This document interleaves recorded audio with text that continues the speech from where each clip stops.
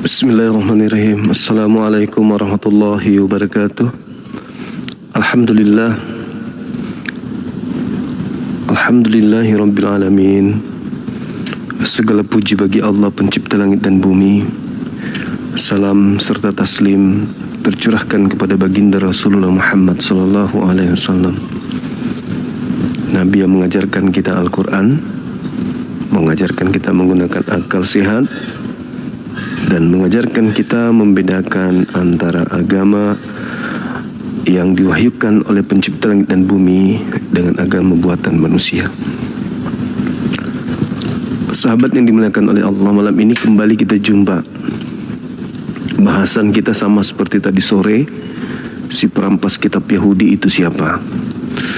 Semoga malam ini ya kita bisa berdialog dengan teman-teman kita non-muslim dengan tema ini, dan mereka hadir dengan membawa dalil, bukan hanya congor kebencian. Kita maksimal 3 jam ya teman-teman. Ya kasihan teman-teman kita yang bekerja besok berada pada 2 pilihan, antara masih mau nyimak dengan harus mempersiapkan diri untuk besok bekerja. Maka kita maksimalkan 3 jam. Tolong diingatkan saya kalau udah tidak 3 jam untuk kita rehat.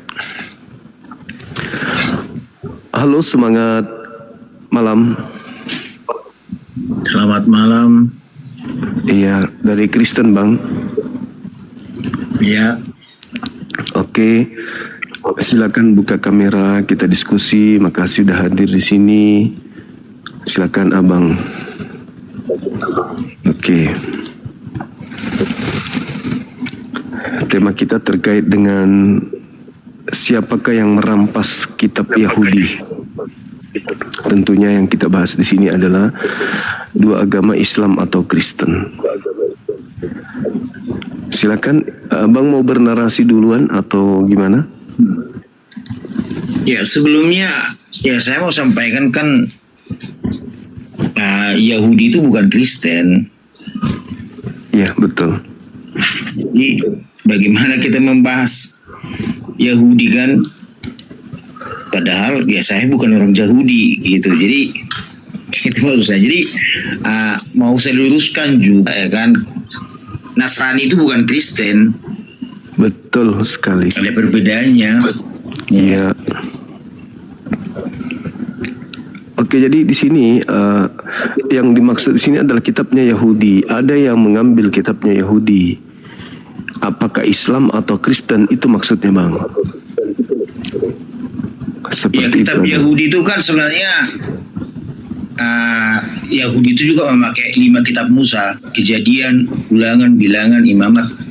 Itu dipakai mereka kan, tapi itu juga ada di Alkitab. Tapi Kristen tidak berfokus ke sana, karena Kristen itu kan setelah Yesus lahir, dia turun ke dunia, kita tidak lagi hidup di bawah hukum Taurat, bukan lagi hidup di bawah hukum Musa, bukan di Taurat itu lagi. Iya, maksudnya gini loh Bang. Kita jujur-jujuran saja bahwa kitab Taurat itu kitabnya orang Yahudi kan, dan ya, betul. Nah itu dia. Ada yang menggenapi nubuatan Yakub, di mana anak-anaknya lakunya seperti serigala. Di dalam Kejadian 49 nomor 27, di situ diterangkan bahwa Benyamin lakunya seperti serigala. Pagi hari merampas dan sore hari membagikan hasil jarahan. Paulus mengaku di dalam turunan Benyamin. Dan Paulus juga yang mengajarkan Taurat kepada non-Yahudi dalam hal pembatalan Torah. Artinya Paulus membatalkan Taurat ini dan menjualnya kemudian kepada non-Yahudi. Jadi penggenapan daripada serigala yang merampas milik kepunyaan Bani Yakub tidak lain dan tidak bukan itu adalah Paulus. dan kalianlah pengikutnya, kan gitu Bang. Makanya di dalam kitabnya orang Kristen itu tersimpan kitab yang disebut Perjanjian Lama, yang mana Perjanjian Lama itu sendiri adalah kitabnya agama lain di luar Kristen. Saya kira cukup jelas. Silakan.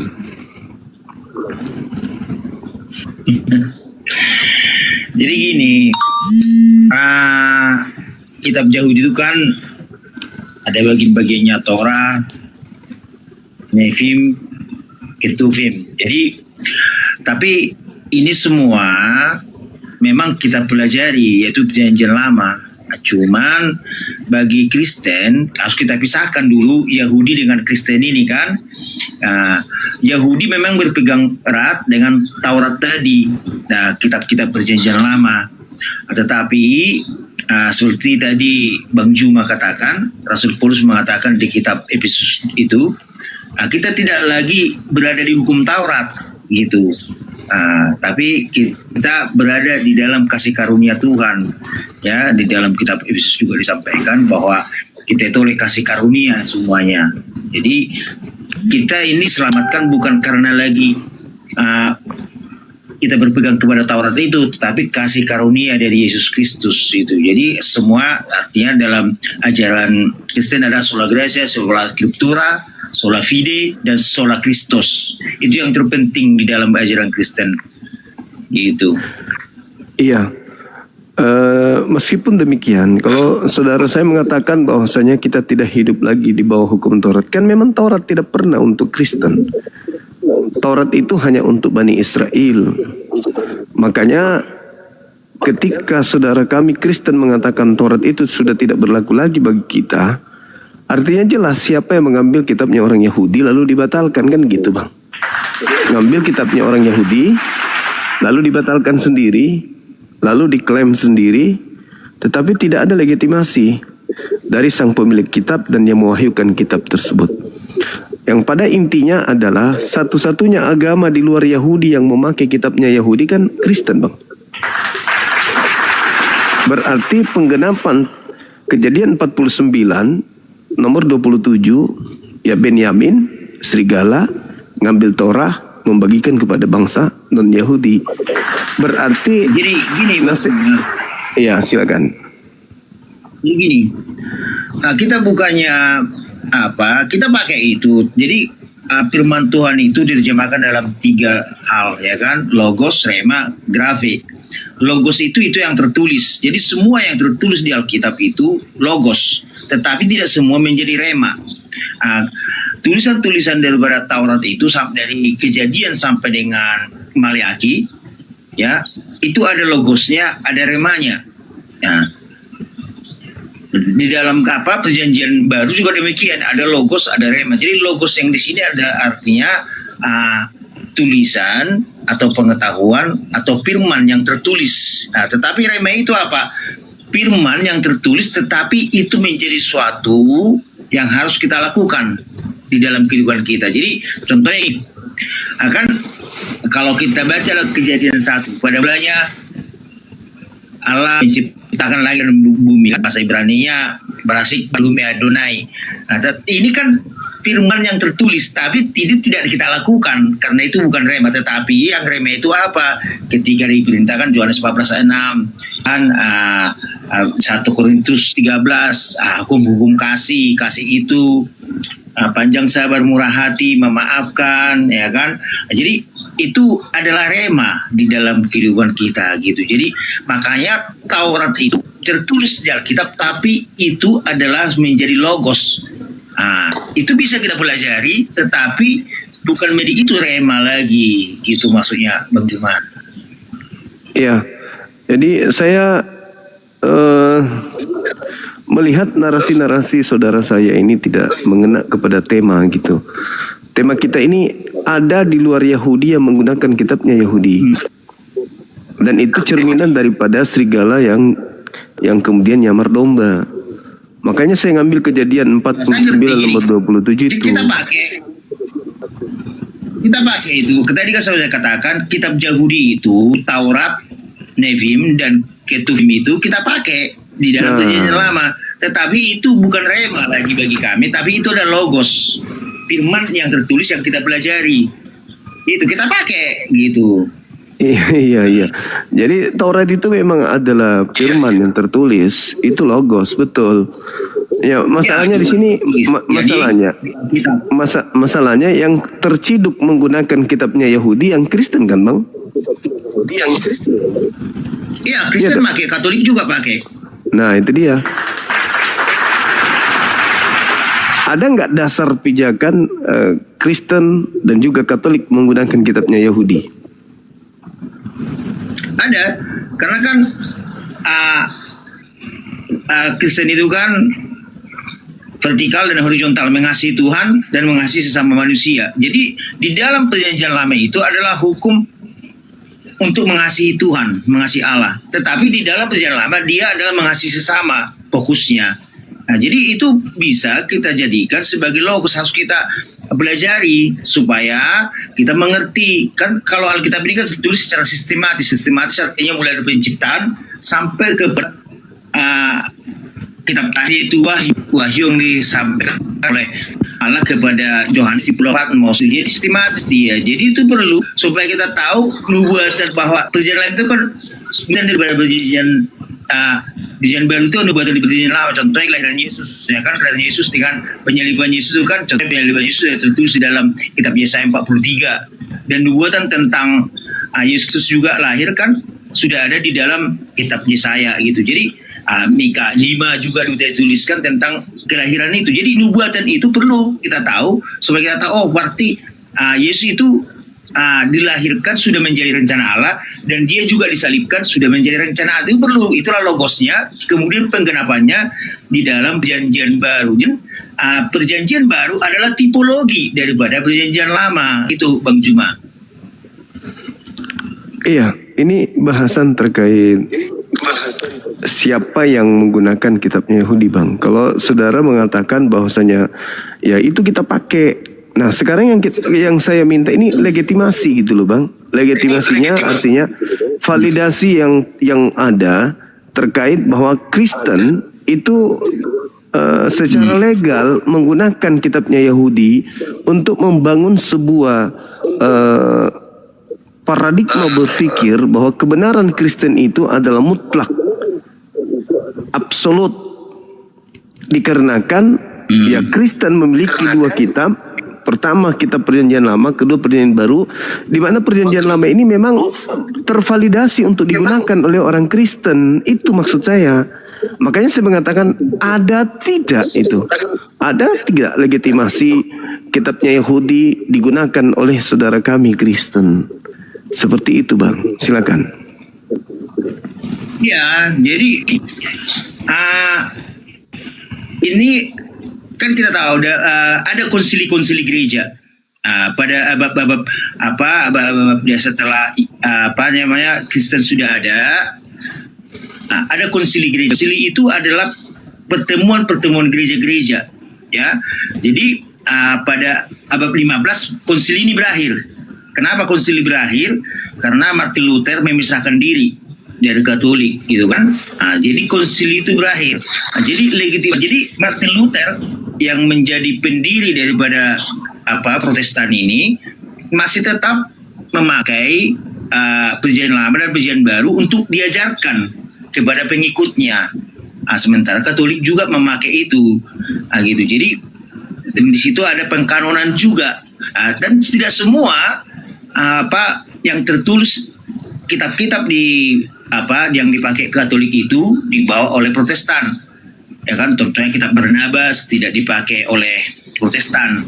Jadi itulah tadi yang Bang Zuma katakan, itu ada prosesnya pengkanonan, dan di sana ada konsili. Makanya konsili itu kan menetapkan kitab-kitab yang akan diajarkan kepada gereja-gereja itu. Iya, jadi konsili terakhir itu konsili Nikea. Iya, oke. Oke, Bang Juma, aku nggak bisa banyak waktu karena ini saya baik, guru Bang. besok ngajar, ya kan. Baik, baik. Nah, makasih lah kan. Tapi aku tadi aku masuk di sini ada satu yang saya sampaikan. Kemarin saya jarang-jarang saya ke API. Cuma saya beranikan kadang Nah, karena kemarin saya seperti saya katakan dulu pernah juga naik ke saya hanya menyampaikan kepada saudara saya Muslim, ya kan, kami mohon maaf lah dengan kelakuan para mengaku apologet, contohnya Edis. Saya sebagai seorang guru yang artinya legalitasnya diakui pemerintah, kami katakan bahwa ajaran Edis itu tidak semua benar. Di sana ada namanya penyesatan. Salah satunya tentang yang akan bahwa penyaliban itu satu itu tidak benar. Penyaliban itulah rencana Allah. Kemudian tentang dia caranya melayani, itu tidak ada yang dilakukan di sinkritisme. Sinkritisme itu pencabulan antara agama dengan dunia. Itu tidak ada itu. Ya, cara-cara dia itu adalah cara-cara dunia, bukan cara-cara Kristen. Ya, kemudian dia juga menyampaikan tentang yang namanya meminta dana-dana seperti itu cara-cara yang tidak benar. Jadi itu tidak legal. Artinya kalau pun kita meminta persembahan itu tidak boleh dengan cara begitu. Karena persembahan itu diberikan kepada Allah, bukan kepada pribadi seperti ini rekening saya, Edis tidak putar. Itu tidak bisa. Jadi yang begitu saya mau sampaikan itu bukan cara Kristen. Jadi kalaupun itu cara pribadinya, ya jangan artinya seperti ini orang Kristen semua, tidak. Jadi saya bicara di sini bisa katakan mewakili orang Kristen. Kenapa? Saya ini resmi sebagai seorang pengajar Kristen yang diakui negara. Jadi ya supaya mungkin nanti Pak Juma boleh juga mengedukasi. Nah, ternyata yang sampaikan Edis itu adalah banyak penyesatan. Banyak saya bertanggung jawab. Itu penyesatan itu.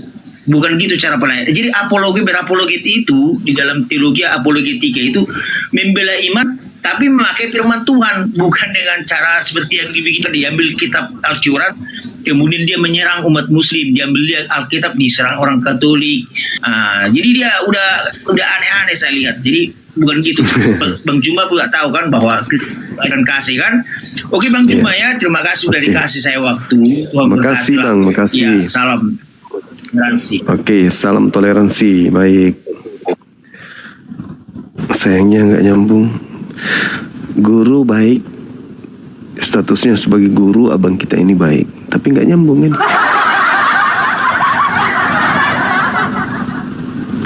Oke teman-teman, silakan yang non Muslim ajukan permintaan untuk kita diskusi, debat yang nyambung, tapi yang nyambung terhadap tema, bukan yang nggak nyambung. Yang nyambung kepada tema bahasannya, biar yang lain dapat edukasi. Halo, semangat malam. Halo. Halo juga. Selamat malam juga. Dari Kristen Bang.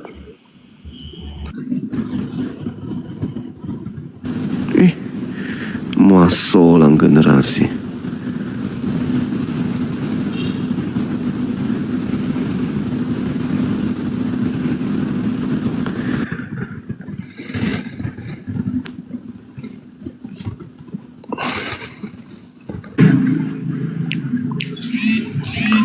Halo, semangat malam. Halo. Halo. Semangat malam. Ada onde-onde kah?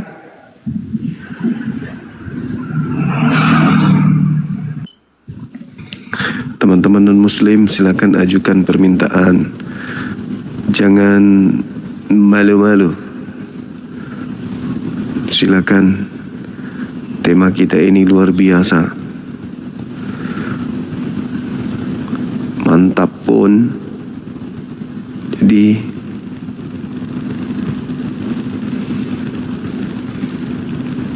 ayo, jangan malu-malu Bang.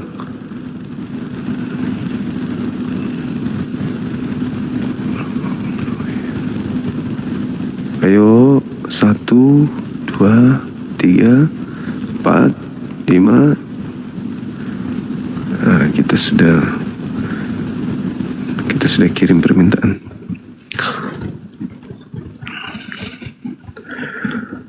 Wis. Bunda Nur. Halo, semangat malam. Halo. Halo. Dari Kristen, dari Katolik. Halo.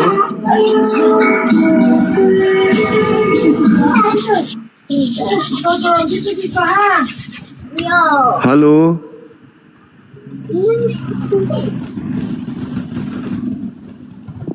Halo, selamat malam. Malam. Dari Kristen. Ya. Kristen, Bang. Halo. Ya, dari Kristen.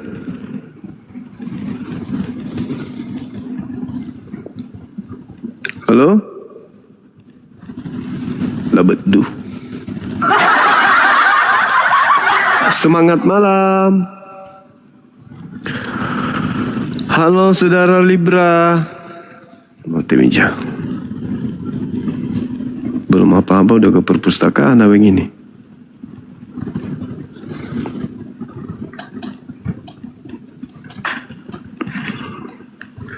Halo, semangat malam. Semangat malam Bang Zuma. Malam juga dari Kristen, Bang.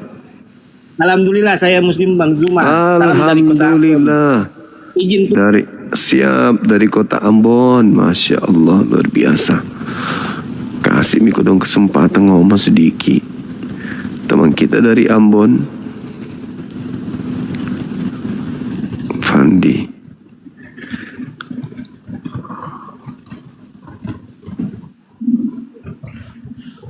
Halo. Halo Bang Juma. Halo juga. Ya, apa kabar? Baik. Dari Kristen, Bang. Iya Bang. Silakan buka kamera. Oke, bentar ya. Iya.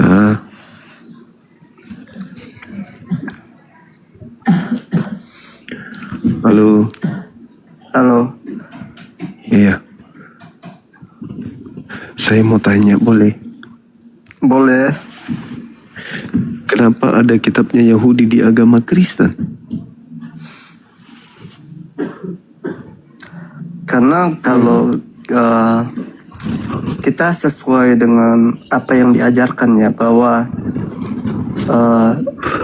Yesus sendiri mengatakan bahwa aku datang bukan untuk meniadakan, jadi menggenapi. Oleh sebab itu meski keselanjutan aliran mungkin Katolik atau Kekristenan masih membawa kitab Yahudi, ya karena hal itu sebagai tanda bahwa sebagai informasi yang tidak boleh ditiadakan, karena itu kayak jantung sejarah dari perjalanan iman, begitu Bang Juma. Tapi faktanya ditiadakan. Ditiadakan yang di mana Bang Juma? Makan babi. Ya. karena iya.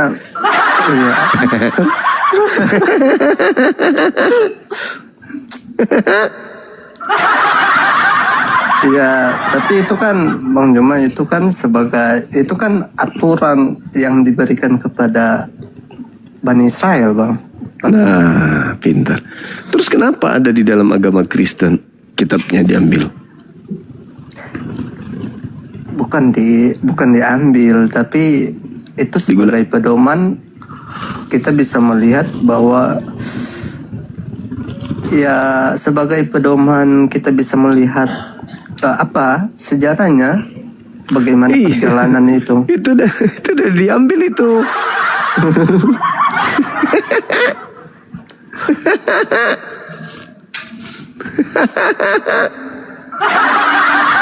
Kan kalau kita melihat di dalam Ulangan 5, Musa memanggil seluruh orang Israel berkumpul dan berkata kepada mereka, dengarlah hai orang Israel, ketetapan dan peraturan yang aku berikan pada hari ini, yang kuperdengarkan kepadamu semuanya, supaya kamu mempelajarinya dan melakukannya dengan setia.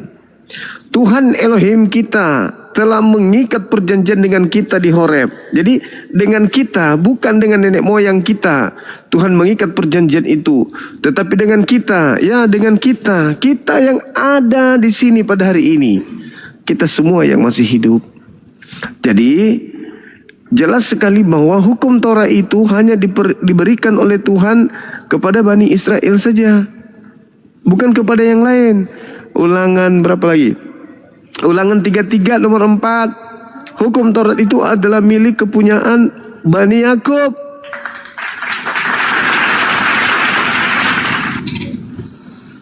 Terus kenapa di dalam agama Kristen?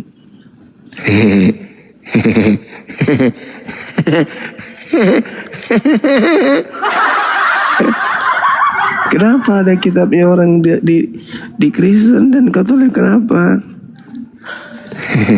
Ketawa dulu bang. Ketawa dulu bang, ketawa.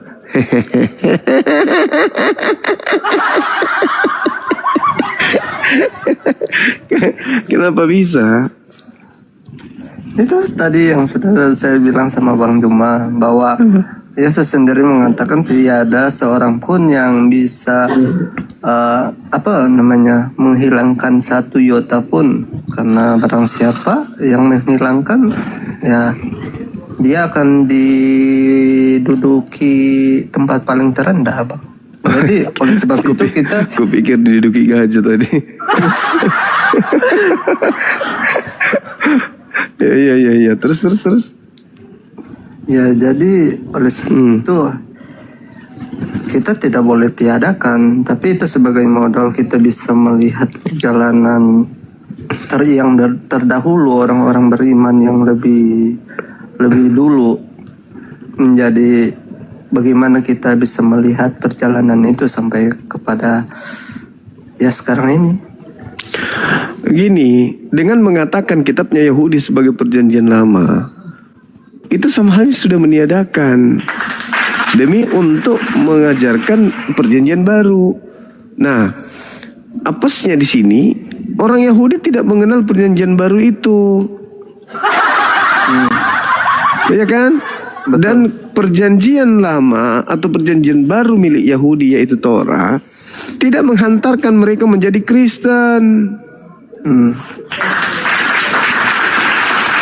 Sedangkan Kristen adalah sekelompok manusia di luar Yahudi yang menjadikan kitabnya Yahudi sebagai kitab suci tanpa legalitas.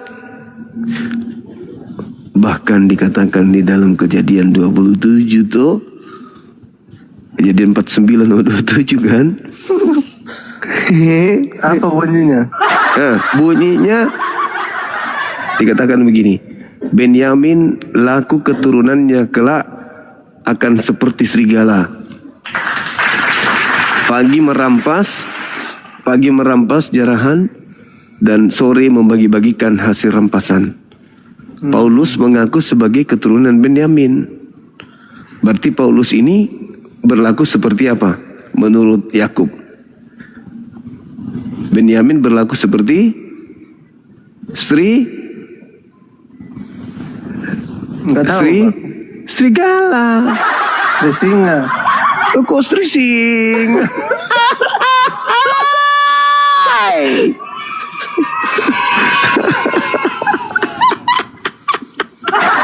Kok Sri Singa? Serigala. Nah, pengikut serigala siapa? Iya kalian, gitu loh. Iya dong, kan kalian pengikut Paulus. Dan Paulus itu serigala. Iya kan? Nah, berarti kalian pengikut serigala. Makanya kalian makan babi. Kamu makan babi nggak? Kalau digoreng aku makan. Kalau dibakar enggak. Oh. Bukan. Jadi kalau secara personal saya tidak terlalu, bahkan sudah bertahun-tahun tidak pernah makan tidak babi. Suka, tidak makan itu babi karena anda sanggup beli. Tidak bang, kami selalu rayakan ada tuh. Kenapa kita harus makan itu? Kalau ada makanan lain yang kalau kita tidak cocok ya tergantung orangnya bang. Meski Begitu. itu tidak masalah ya. Jadi kita tidak bisa mengatakan itu seluruh orang itu harus makan itu, tidak. Karena ada orang juga kan vegetarian. Jadi tergantung orangnya bang. Iya. Jadi udah jelas ya bahwa Paulus itu serigalanya ya. Tunggu bang, yang maksud abang itu Paulus itu yang mendirikan kekristenan bukan Katolik ya bang pertama. Katolik dong. Nah iya, kenapa dirujuk ke kekristenan? Bukannya kan yang pertama yang dia dirikan Katolik? Karena Kristen kan berasal dari Katolik. Katolik Ya tapi yang akarnya kan di sana. Nah, itu dia makanya. Yang kita yang terbentuk kita bukan dari Paulus loh, tapi dari Martin Luther. Iya, lebih Dia parah memprotes. lagi. Lebih parah lagi berarti. Waduh. Lebih parah lagi. Lebih parah lagi. Terus jadi pertanyaan sekarang, kenapa masih menggunakan kitabnya Yahudi? Kan itu kan kitabnya Yahudi. Betul. Nah, berarti ada yang mengambil dari Yahudi kitab tersebut dan dibagi-bagikan kepada kalian. Betul? Iya dong. Jangan so cantik dong. Iya. Terus? Nah, kata nubuatannya adalah serigalanya merampas di pagi hari dan membagi-bagikan hasil jarahan di sore hari. Berarti kalian ini menerima hasil rampasan dari serigala, betul? Nggak tahu siapa yang menjadi singa Serigala. itu tergantung Kok siapa. singa? Kok ada singa gimana? Yang penting saya bukan itu bang. Nggak Serigala. tahu siapa. Jadi itu menjadi Serigala. Oh Serigala. bukan singa bang. Coba dibaca Kejadian 49 nomor 27. Bisa baca nggak? Bisa. Coba baca dulu. Baca dulu keras-keras. Oke lah begitu bang. Nah, baca dulu biar orang dengar. Nggak ada anu bang. Nggak ada Cuma apa. nggak ada cuma satu HP. Nggak ada bisa dibaca. Di mana kita tinggal? Sekarang saya lebih ke baca yang aplikasi sih bang di HP. Oh tidak. gitu. Iya, baik. Saya bacakan ya. Benyamin, laku keturunanmu kelak seperti serigala. Yang menjadi serigala itu ya kita tebak-tebakan aja sih. Kita mau lihat parameter yang mana yang serigala. Benyamin, keturunan Benyamin. Oh berarti Alang merujuk ke Paulus ya? Ya. Pintar ini anak, pintar anak ini. Kenapa nggak daftar poluan kalau pintar? Saya lebih suka jadi pilot bang. Oh, udah jadi pilot sekarang. Tidak. Oh, Takdir menjadi apologet. Woi, sombong kali. Takdir jadi apologet, keren kali, bah. Keren. Iya. Jadi bagaimana? Sudah mengakui bahwa yang mengambil kitabnya Yahudi, yang merampas kitabnya Yahudi, lalu mendirikan sekte di luar Yahudi itu adalah kalian. Udah ngaku ya? Iya dong. Kalau berbicara Paulus dari kalangan Benyamin, ya. Betul. Iya, sudah selesai kita. Oke. Mau sampai kapan? Mau sampai kapan jadi serigala? Saya tidak serigala bang. Saya manusia.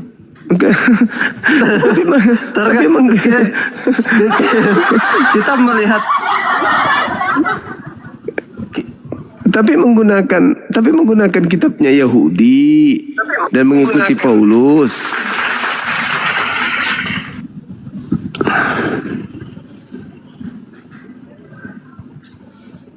Kitabnya Paulus loh yang kalian pakai. Saya tidak merujuk ke kitabnya, tapi secara keseluruhan, Bang. Tapi kalau Abang bilang ke fokus ke personal ke Paulus itu tergantung siapa yang ikut ajarannya, karena di dunia ini kan beda-beda juga denom ya kan, Bang Juma. Domino. Denominasi. Iya, denom. Jadi saya lebih ke kalau siapa yang merasa sudah salah jalan, ya kita tinggal lihat saja sih. Harusnya kita harus mencari tahu apakah saya ini berdiri di jalan yang seharusnya atau tidak. Jadi tergantung siapa yang sih. Iya, tanya dulu, Saudara Pendi ini orang mana? Orang Manado, Bang. Manado. Sekarang lagi di mana? Ya, di Morowali. Oh, siap. Halo Saudara Robert. Bang Juma, itu sudah ada tamu, saya izin turun ya, Bang ya. Sudah nanti lain kali ya. Jawab dulu. Sampai kapan mau jadi serigala? Oh, kalau saya ini elang, Bang, bukan serigala. Oh, burung gagak. Saya burung gagak, Bang, kayak Elia. Burung hantu, bukan burung hantu. Saya tidak mau jadi serigala, lebih baik jadi burung gagak. Burung hantu. Burung gagak. Oh, burung gagak. Itu aja, Bang, coba sehat-sehat, Bang. Siap. Iya. Nanti nanti bisa, kalau ada tema saya bisa masuk lagi ya, Bang. Oke. Iya. Baik. Oke, dadah Bang Bima. Dadah juga. Lama ngantuk cakaruk di Indonesia. Dia malah bubar teman kita ini. Halo, semangat malam Saudara Robert. Robert. Halo Bang. Robert. Halo. Oke. Silakan saudara saya non-muslim yang lain ajukan permintaan naik. Kita sebentar aja kok. Maksimal 3 jam. Ayo manfaatkan momen ini sebaik-baiknya.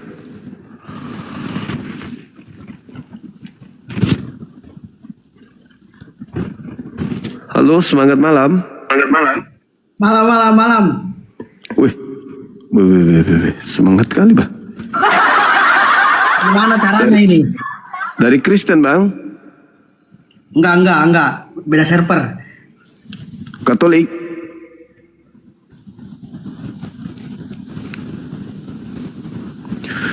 Bagaimana caranya? Ayo, saudara-saudara non-muslim ajukan permintaan. Host ngantuk, iya tahu aja. Halo, semangat malam. Halo. Saudara, semangat malam. Halo. Semangat malam. Dari Kristen? Benar Bang Juma.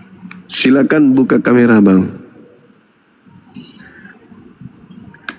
Belum bisa rasanya, Bang. Bisa ini. Tinggal diterima, udah selesai kebuka.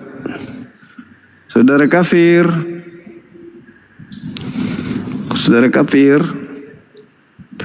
Ayo buka, Bang. Halo. Buka.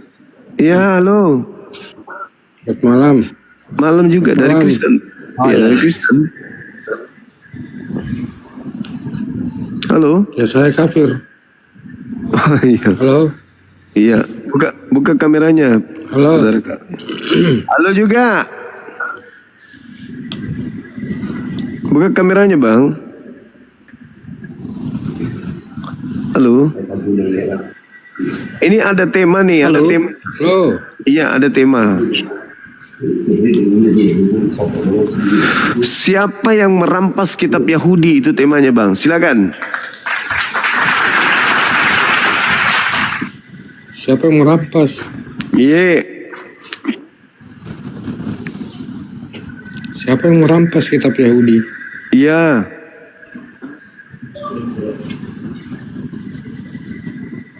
Halo, Halo.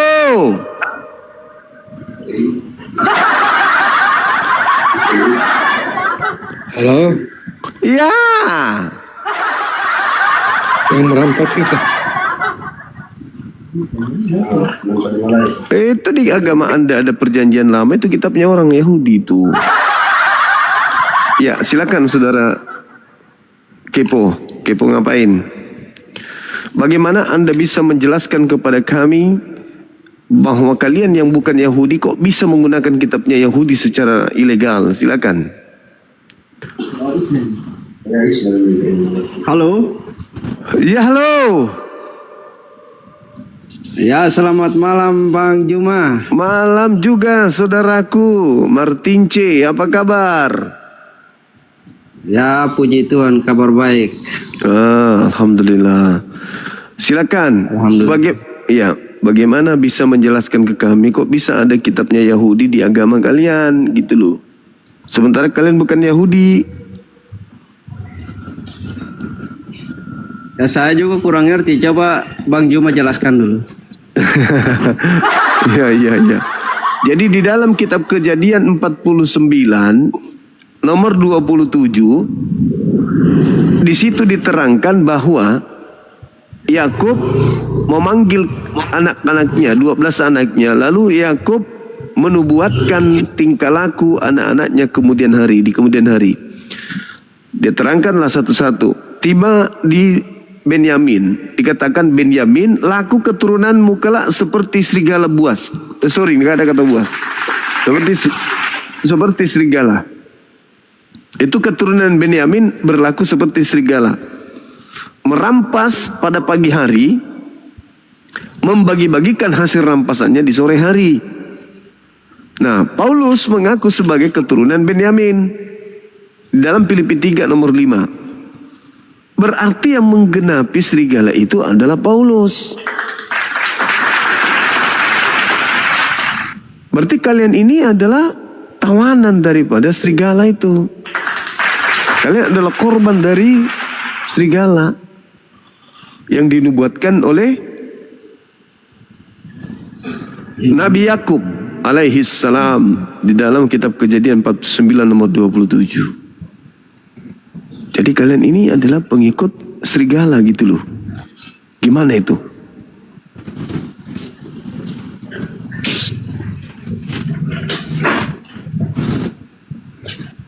Ayo, silakan. Saya bukan pengikut serigala, Bang. Saya pengikut Yesus.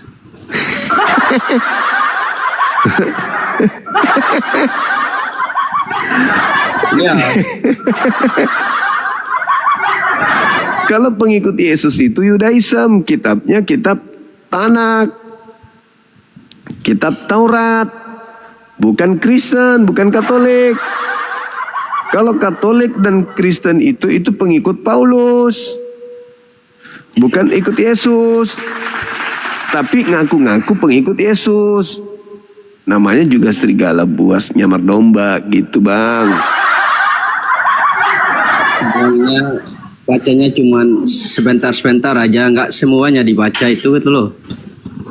Siapa? Aku. Ya, Nah, coba abang yang baca. abang aja yang baca.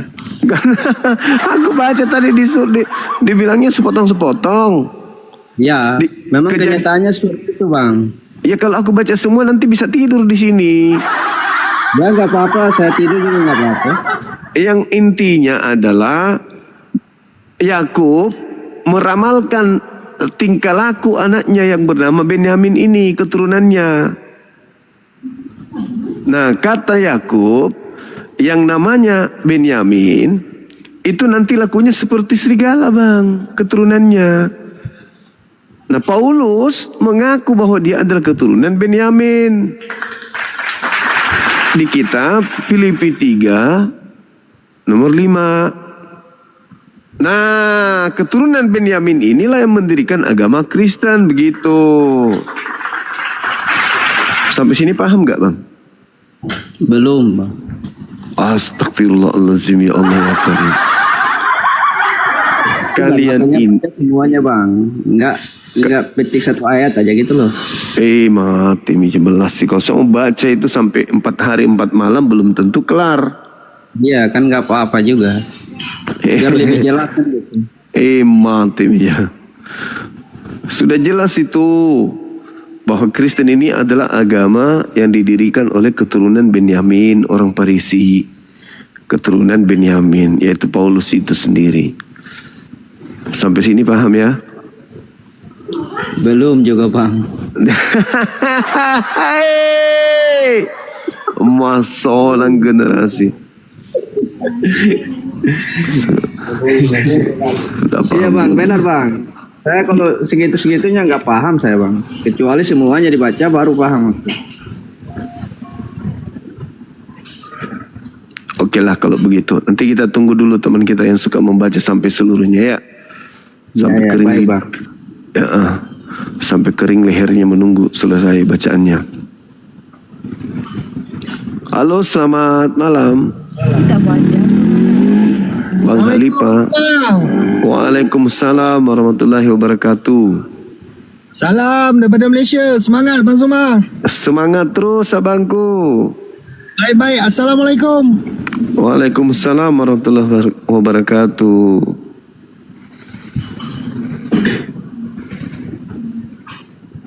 Halo, semangat malam.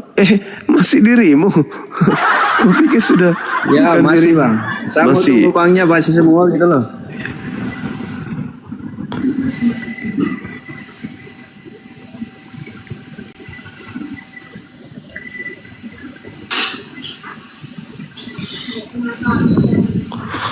Karena itu apabila beberapa cabang telah dipatahkan dan kamu sebagai dari cangkoknya.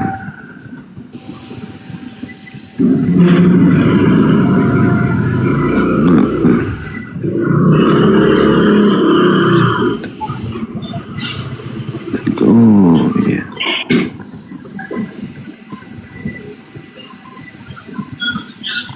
Halo, semangat malam. Ya malam juga. Dari Kristen Katolik. Katolik. Silakan buka kamera. Ngapain buka kamera kayak orang kayak kau?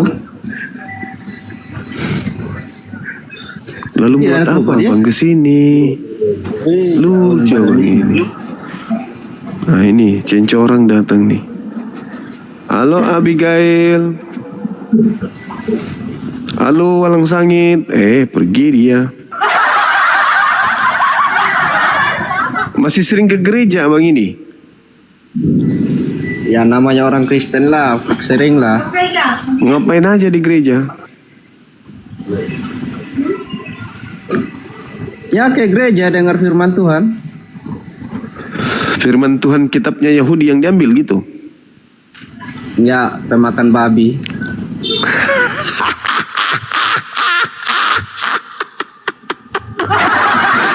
Aduh. Rajin bayar perpuluhan. Ya iya sesuai Alkitab bang. Enak dong pendetanya dapat perpuluhan. Ya iya. Kita harus ikutin yang ada di Alkitab bang. Kitabnya Yahudi. Mau kitabnya siapa, yang penting kita percaya bahwa itu Alkitab itu aja. Kok nguap terus aku ya? Gitu bang ya? Ya. Ya udahlah kalau gitu. Besok aja lagi kita jumpa ya. Siap bang. Belajar lagi bang Bible-nya. Iya bang. Ya oke. Semangat malam. Aku jadi ngantuk dibuatnya teman kita itu. Diarahkan kemana saja melempem dia. Diarahkan ke sini, oke. Diajarkan ke sana juga, oke. Coba kita undang Pak Leo. Masih maukah dia berdiskusi dengan kita?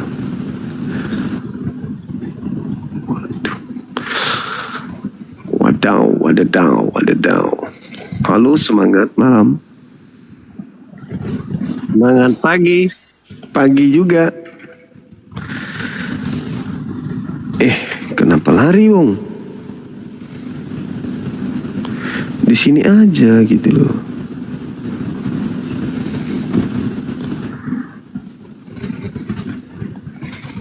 Halo. Oke, Saiko, semangat semuanya. Kita berdiri untuk mengusir rasa ngantuk. Entah kenapa aku ngantuk kali. Gara-gara Niko ini. Halo, semangat malam. Berapa semua sih ini? Halo. Semangat malam. Halo. Halo. Kali. Halo. Iya, dari Kristen, Abang. Ya, dari Kristen. Ya, silakan buka kameranya, kita diskusi.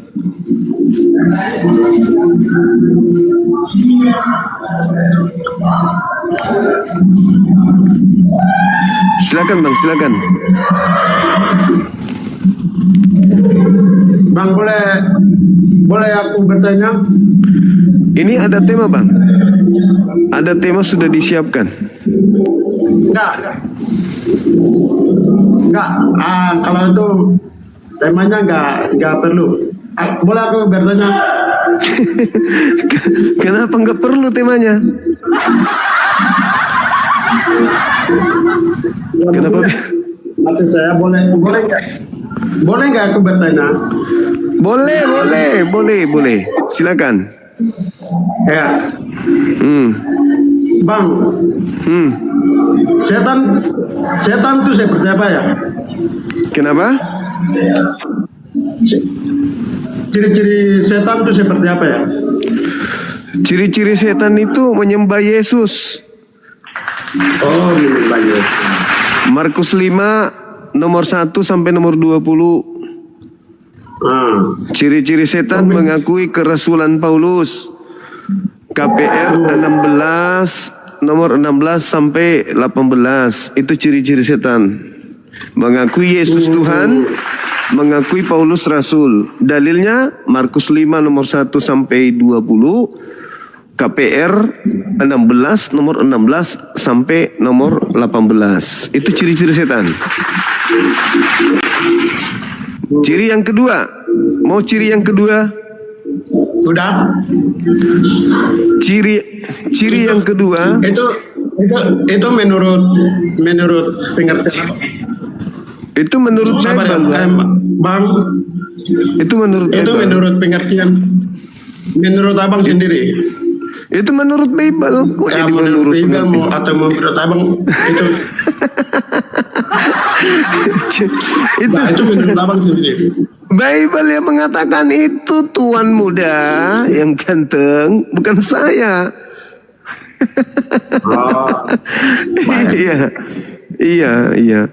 Terus yang kedua, ciri-ciri iblis itu mengaku berkuasa, baik di angkasa, langit, surga dalam perspektif Kristen ataupun di bumi.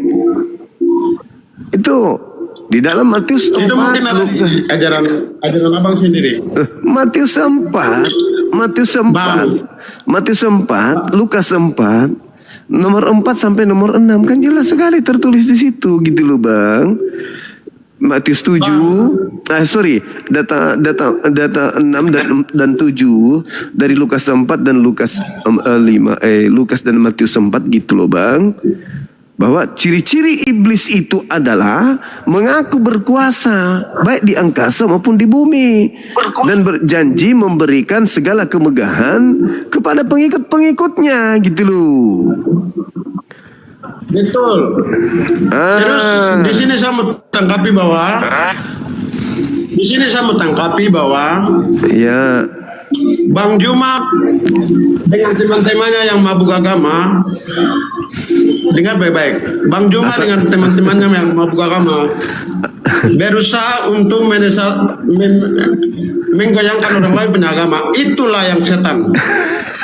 Gitu. Bukan begitu, ya, bukan begitu Bang. Saudaraku Riko yang mabuk siri, bukan begitu. Jadi gini. Saat ini kan Kan saat ini kan Bang Juma, Bang RK, Bang ini siapa, Bang Edis TV berusaha untuk menyesatkan orang. Itulah namanya setan. Anda bertanya kepada saya memberikan jawaban sesuai dengan dalil yang ada di dalam kitab saudara. Habis itu Anda mengatakan saya mabuk agama. Baguslah daripada saya mabuk siri.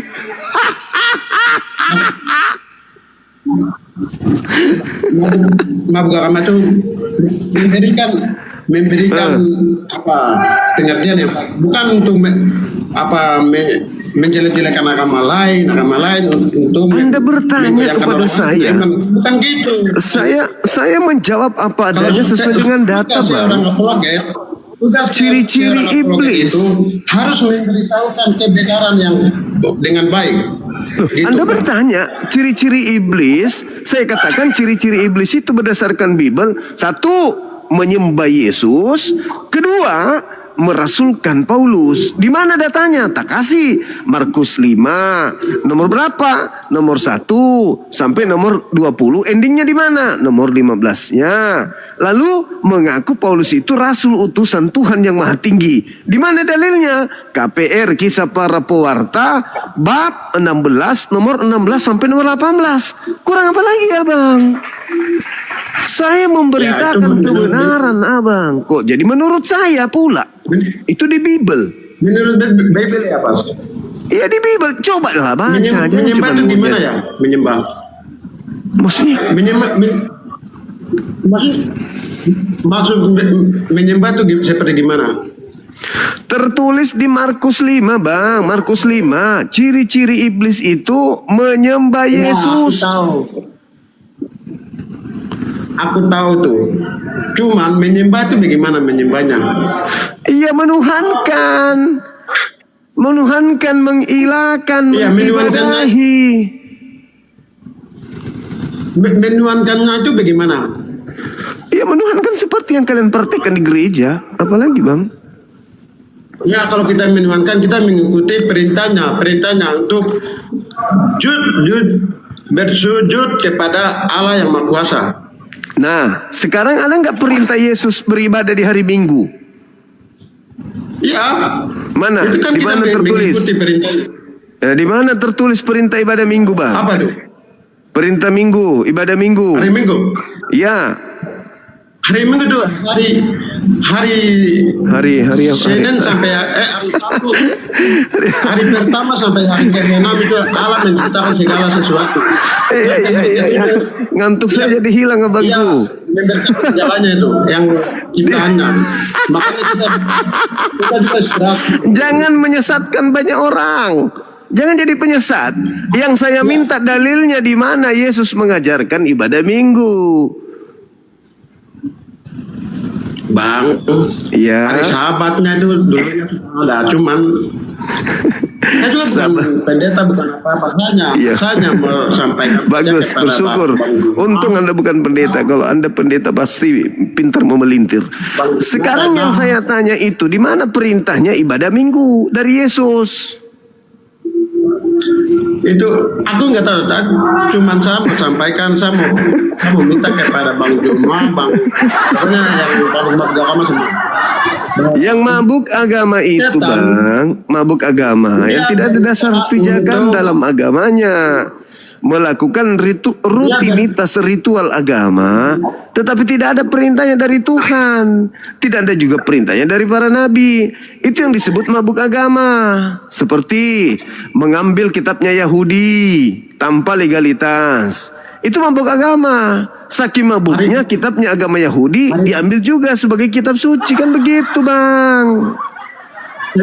Belum Tuhan Yesus ada pun hari sahabatnya itu ada waktu dulunya. Iya, sahabat itu Sabtu. Dalam Tapi kan kenapa Anda menggunakan ibadah hari Minggu kan hari Sabtu? Enggak tahu. Aku belum paham terlalu ke dalam. Belum paham dalam itu. Pantasan Anda mabuk agama, ternyata nggak paham gitu loh, Bang. Untuk saya hilang, teman-teman. Yang penting di sini saya mau sampaikan kepada Bang Juma, kalau memberikan pengertian agama itu dengan yang hati. Jangan ke sana ke sini untuk orang lain punya iman gitu. Saya pula sekarang yang disuruh jalankan hati. Padahal saya yang mengajar di sini berdasarkan dalil, bukan berdasarkan ngomong-ngomong. Saya menyampaikan data. Saudara bertanya tanda-tanda ciri-ciri iblis. Apa ciri-ciri setan? Saya mengatakan berdasarkan Markus 5, sujud menyembah Yesus. Berdasarkan KPR 16 nomor 16 sampai 18 merasulkan Paulus. Itu ciri-cirinya tuh. Roh jahat, iblis. Itu ciri-cirinya gitu loh, Bang. Apakah Paulus adalah rasul? Paulus? Iya. Paulus. Ya. Ya, nggak tahu juga Paulus. Ya, rasul.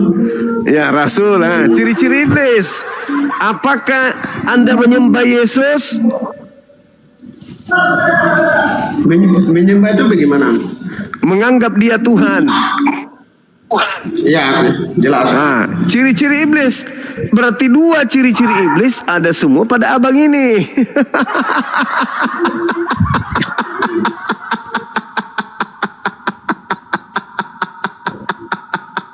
Diam.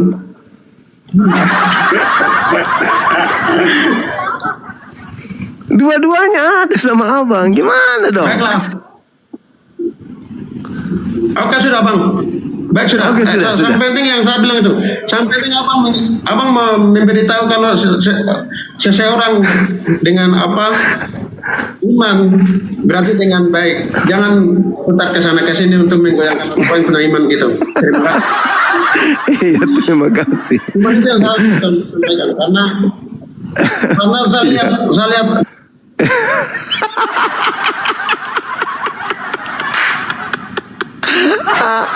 Aduh. Terima kasih telah membuat ngantuk saya hilang. Allahu Akbar.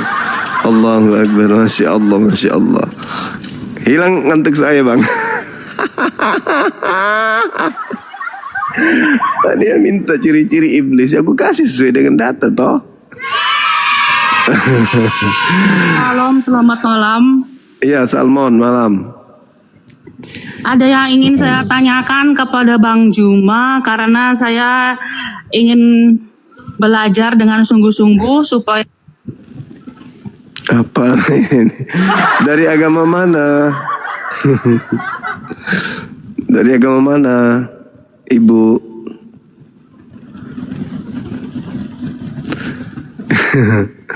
Halo? Itu malah asli. Bang Juma, saya Iya. akan mengajukan beberapa pertanyaan. Permohonan pencairan dana. Dari agama mana Ibu? Bilang dulu agama mana, habis itu buka karema. Halo, semangat malam. Selamat malam, Bang. Iya, malam juga. Dari Kristen, Abang? Iya, Kristen, Bang. Oke, silakan buka kameranya, silakan. Buka kamera. Baik. Udah mandi, Bang? Kok lemas sekali? Sudah, Bang. Oh iya, kelihatan mukanya udah bersih. Ini ada tema, Bang, si perampas kitab Yahudi. Iya, Bang.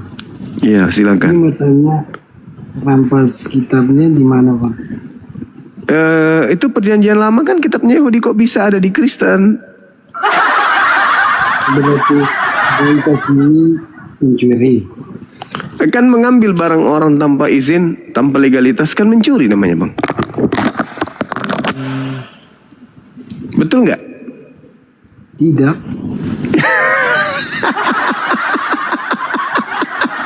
Kenapa lucu semua? Posisi begini. Mengambil kitabnya orang tanpa seizin yang punya, apakah itu mencuri? Iya, tapi masalahnya kita tidak pernah mencuri. Nah, kalau tidak mencuri, kenapa ada kitabnya Yahudi di agama Anda? Sekarang saya tanya, Bang. Membuat kitab pertama Al-Quran atau Alkitab? Kenapa? pembuat kitab pertama Al-Quran atau Alkitab? Apa hubungannya? Yang kita bahas sekarang ini adalah siapa yang mengambil kitabnya Yahudi. Itu yang kita bahas. Kan masalahnya ini sebelum itu kan pembuat kitab pertama kan Alkitab bukan Al-Quran. Al-Quran kan baru dibuat aja. Kalau begitu saya jawab. Apakah Anda orang Flores? Orang Ambon.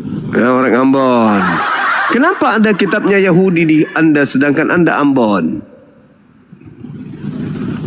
Itu kan salahnya pembuat, bukan salahnya dari dulu.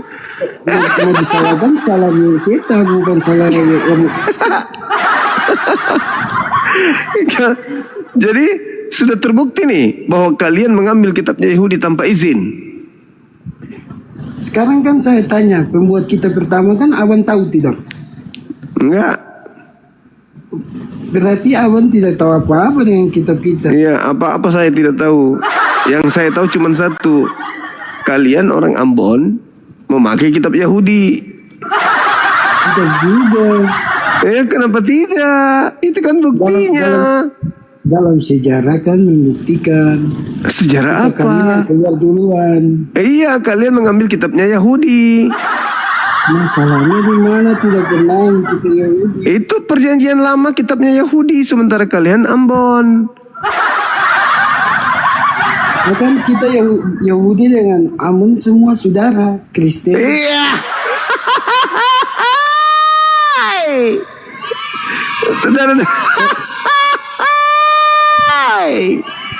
Saudara dari mana Yahudi dengan Ambon? Dan saya tanya dulu, abang manusia tidak? Saya? Iya. Menurut abang? Kan saya tanya abang, bukan saya yang ditanya juga. Menurut abang? Maksudnya abang kan manusia tidak? Menurut abang? Barang Yahudi itu binatang. Menurut abang apa? Sama-sama manusia, sama-sama saudara tuh. Jadi bebas ngambil barangnya orang karena saudara? Bukan bebas, tapi masalahnya kita kami keluar pertama, duluan. Ya terus kitabnya orang Yahudi kenapa ada di agama Anda? Itu karena nyontek. Oh, nyontek. Hancur sudah. Ada yang bisa pinjamkan ketawanya enggak? Kenapa? Masalahnya kita kami yang keluar duluan. Itu permasalahannya. Stok ketawa gue habis, teman-teman. Jadi Anda sudah menyadari bahwa Anda menyontek kitabnya Yahudi. Aduh, abang ini aneh juga nih. Tanya lain dijawab lain. Iya, maksud saya gitu, Bang. Apakah ada sampai lupa pertanyaanku loh, saking errornya. Jadi abang ini bersaudara dengan orang Yahudi? Iya. Saudara dari mana? Yahudi kan dari Israel. Terus Ambon dari? Lah kita kan Kristen juga saudara sama Israel. Kita kan. Aduh. Apakah boleh ngambil barang saudara tanpa izin? Aduh, abang. Sekarang saya tanya abang agama apa? Saya sama seperti Yesus. Sama seperti Yesus. Abang kan Muslim. Yesus juga Muslim. Yesus juga Muslim. Di mana bilang Yesus Muslim? Ibrani 5 nomor 7. Dalilnya di mana? Dalilnya di mana dalilnya? Ibrani 5 nomor 7. Abang baca sendiri, saya dengar. Sebagai manusia, Yesus mempersembahkan doa kepada Tuhan yang mampu menyelamatkannya dari kematian, dan atas kesalehannya doa Yesus dikabulkan. Yesus orang soleh. Orang soleh itu orang Muslim. Yesus orang soleh, bukan orang Kristen. Yesus Sebagai orang soleh. Ya, Yesus orang soleh, dia bukan Kristiani. bukan Kristiani. Oh iya dong, Kristiani itu kan pengikut. Berarti kamu tidak percaya Allah. Mukamu sebelah. Anjir. Tidak percaya Allah. Abang sudah mandi? Jangan main tanya ke tempat lain, Bang. Aku serius nanya. Sudah mandi? Sudah, Abang? Sudah mandi belum? Belum. Oh, pentasan. Belum mandi untuk hari Jumat depan. Untuk hari tadi mandi sudah. Terus kapan rencana meninggal dunia, Bang? Sekarang saya tanya dulu Abang. Abang tanya terus, saya tidak bisa tanya. Saudaranya Yahudi. Ini sudah Lucu. Abang ini bisa ini enggak? Bisa senyum enggak? Dikit aja. Senyum. Ustaz bisa menyembuhkan orang sakit tidak? Sedikit aja senyumnya. Senyum dong. Sekarang saya tanya, Ustaz bisa senyum enggak? Buat apa senyum? Buat apa menjelekkan agama orang? Kok saya menjelekkan agama orang? Iya kan? Coba senyum dulu sedikit. Mau senyum buat apa? Buat apa? Senyum, sedekah, senyum. Ajaran kasih harus banyak senyum. Ajaran kasih harus banyak senyum. Senyum dulu. Ustaz pernah menyembuhkan orang sakit tidak? Ya, aku sendiri sering menyembuhkan orang sakit. Gimana sakit apa itu? Panu, kadas, kurap. Oh, berarti itu bukan menyembuhkan. Itu di dokter aja. Loh. Anda kan bertanya, apakah Anda bisa menyembuhkan? Saya sudah berapa banyak orang panuan dan sembuh gara-gara aku. Panu berarti abang juga termasuk. Termasuk apa? Kalpanax? Iya. Hah? Abang nih. Di Islam saja tidak pernah ada mujizat. Loh.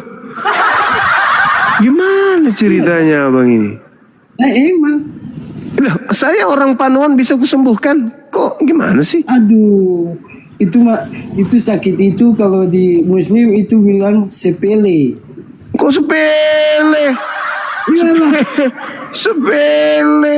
Banyak orang meninggal gara-gara penyakit panu, tahu nggak? Enak aja sepele. Siapa bilang? Abang yang bilang saja tuh. Ada teman kuliah saya kena panu, nyebrang beli Kalpanax di apotek sebelah digilas mobil, tahu nggak? Mati gara-gara panu. Oh, berarti itu benar ajaran abang aja yang panu meninggal. Loh. Panuan terus nyebrang ke apotek beli Kalpanax digilas mobil. Iya matilah gara-gara panu. Itu bukan mati gara-gara panu. Lalu? Itu karena kecelakaan. Loh, kalau dia nggak nyebrang beli Kalpanax, mana mau dia ditabrak mobil? Abang ini gimana sih? Itu sudah takdir, bukan sakit, bukan karena panu. Ya Allah ya Karim. Itu gara-gara panu. Berarti abang percaya abang sakit Allah. Abang nyebrang ke sebelah. Berarti Allah juga yang jadi sasaran juga ya di abang. Kalau penyakit Allah. Gitu. Saya mengatakan dia meninggal gara-gara panu. Meninggal gara-gara panu bagaimana? Dia sakit lain nggak? Cuman panu doang. Nyebrang beli Kalpanax, digilas sama mobil truk, mati. Kecelakaan. Mama dia nyebrang itu digilas gara-gara mau beli Kalpanax.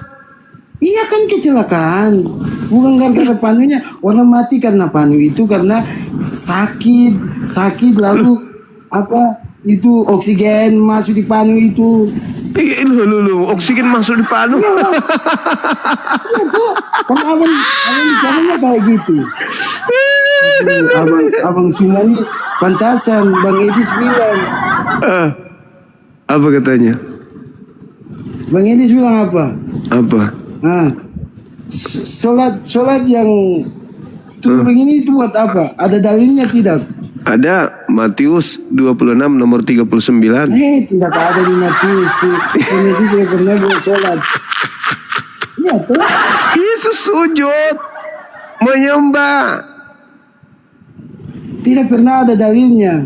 Pernah. Matius 26 nomor 39. Yang taruh tangan ke muka itu pasrah. Enggak, karena penyakit panu, gatal di muka. Ini berarti abang memang terlatih sih. Tengah ada ilmu. Edi yang ilmu kuat. Itu orang gitu. bilang. Bang Edi yang satu di dunia. Iya, Bang. Pantasan mukamu mirip, Bang. Mirip mukamu Edis. Aduh, saya berusaha membuat dia senyum, aku nggak berhasil. Mulai dari awal naik sampai turun lari kabur, tidak pernah senyum sedikit pun, be. Jago kali, bah. Kuat kali dia mempertahankan emosinya. Aku pancing dia tertawa. Penyakit panu mati di gelas mobil, nggak senyum-senyum, teman-teman. Keren kali, bah. Pertahanannya kuat. Mahal senyumnya, betul. Halo Christian, semangat malam. Halo juga, Bang. Semangat malam juga. Dari Katolik. Iya, dari Katolik ya. Oke, silakan buka kamera, Bang.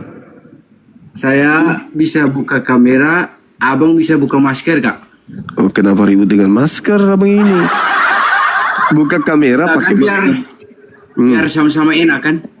Enggak perlu. Kalau sama-sama enak itu lain lagi. Anda buka kamera, nanti pakai masker lagi, nggak masalah. Atau pakai helm juga bisa.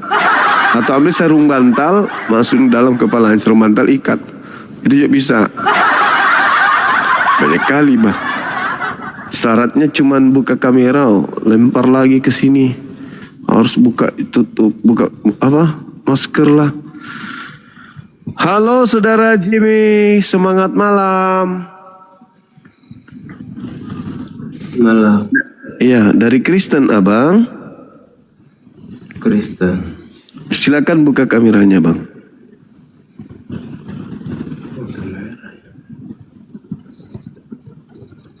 Entah.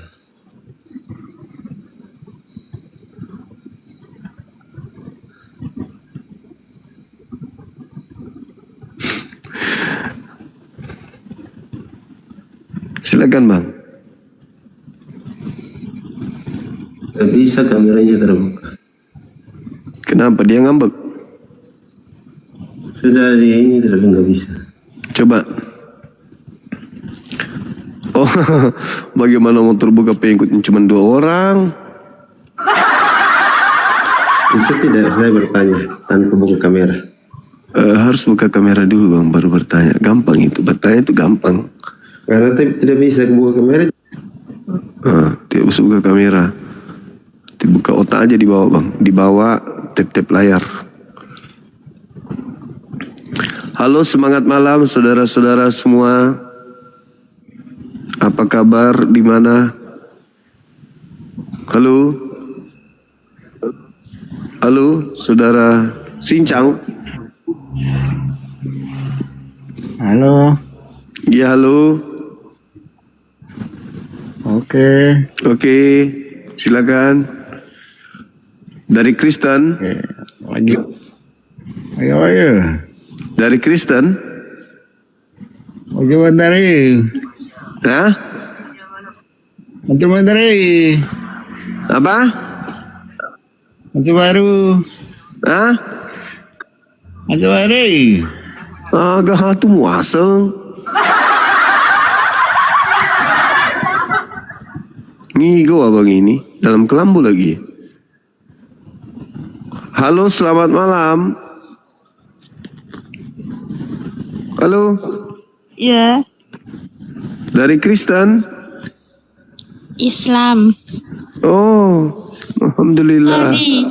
Sorry. Iya. Apa-apa.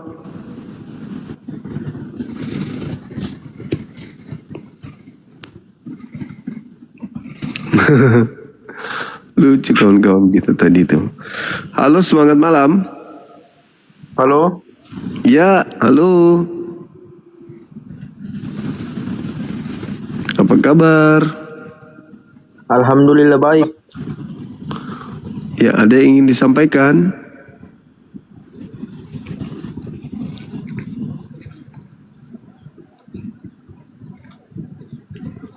Halo? Halo? Ya, selamat malam. Malam juga. Dari agama mana ini? Kristen, Kak. Oh, iya, teman saya rupanya. Naik, silakan. Ada yang bisa dibahas terkait dengan kitabnya Yahudi, ada yang merampas. Iya, Kak.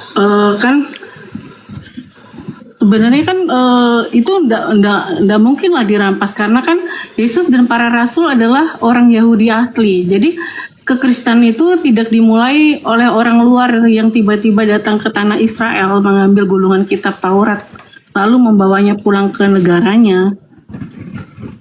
Sedangkan Yesus sendiri kan lahir. Yesus iya. Yesus dan muridnya oke. Yang kita tanyakan ini Roma, Yunani yang menggunakan kitabnya Yahudi. Iya, tapi kan Yesus kan gini loh, Kak. Jadi kan kakak tadi kan bilang kalau itu kita seorang Kristen itu merampas ya, tapi kan kita kan belajar dari sedangkan para rasul dan penulis perjanjian baru itu seperti kayak Petrus, Yohanes dan Paulus, semuanya itu kan adalah orang-orang Yahudi yang sejak kecil belajar di sinagogi. Nah, oke, Terus kalau bagi gitu mereka Tanakh dan perjanjian lama itu adalah kitab suci mereka sendiri sejak lahir. Iya, Jadi mereka tidak merampas dari siapapun. Iya, Itu adalah mereka. warisan iman mereka gitu. Iya, mereka betul. Kalau mereka iya, kita sepakat. Yang kami pertanyakan ini adalah Kristen. Kenapa ada kitabnya Yahudi di Kristen kan gitu? Nah, iya, karena kan Kristen itu kan lahir dari kelanjutan atau bukan pengganti gitu loh. Tapi dalam pandangan iman Kristen, perjanjian lama itu tidak dibuang atau direbut mainkan, itu digenapi. Yesus sendiri menegaskan hal ini dalam khotbahnya di dalam Matius 5 ayat 17. Jangan kamu menyangka bahwa aku datang untuk meniadakan hukum Taurat atau kitab para nabi. Aku datang bukan untuk meniadakannya, melainkan untuk menggenapinya. Jadi umat Kristen tuh terus membaca kitab suci Ibrani karena mereka melihat bahwa nubuat-nubuat tentang Yesus di dalam kitab Yahudi tersebut telah digenapi di dalam diri Yesus. Jadi Alkitab Kristen mempertahankan perjanjian lama sebagai fondasi dasar yang tidak terpisahkan. Iya, legalitasnya?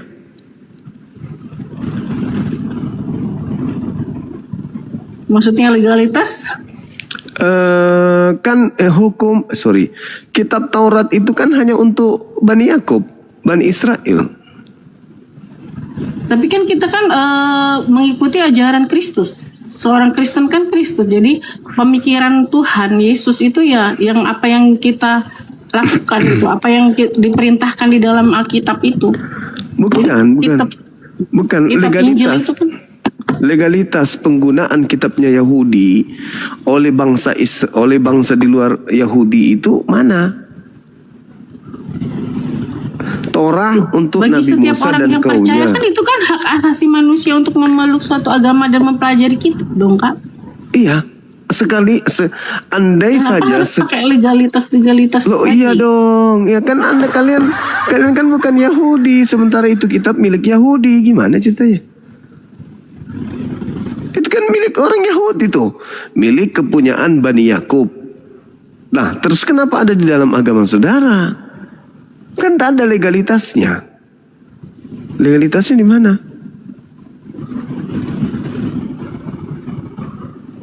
Kalau pingin gunakan kitabnya Yahudi, ya jadi Yahudi lah. Kenapa jadi Kristen? Beda.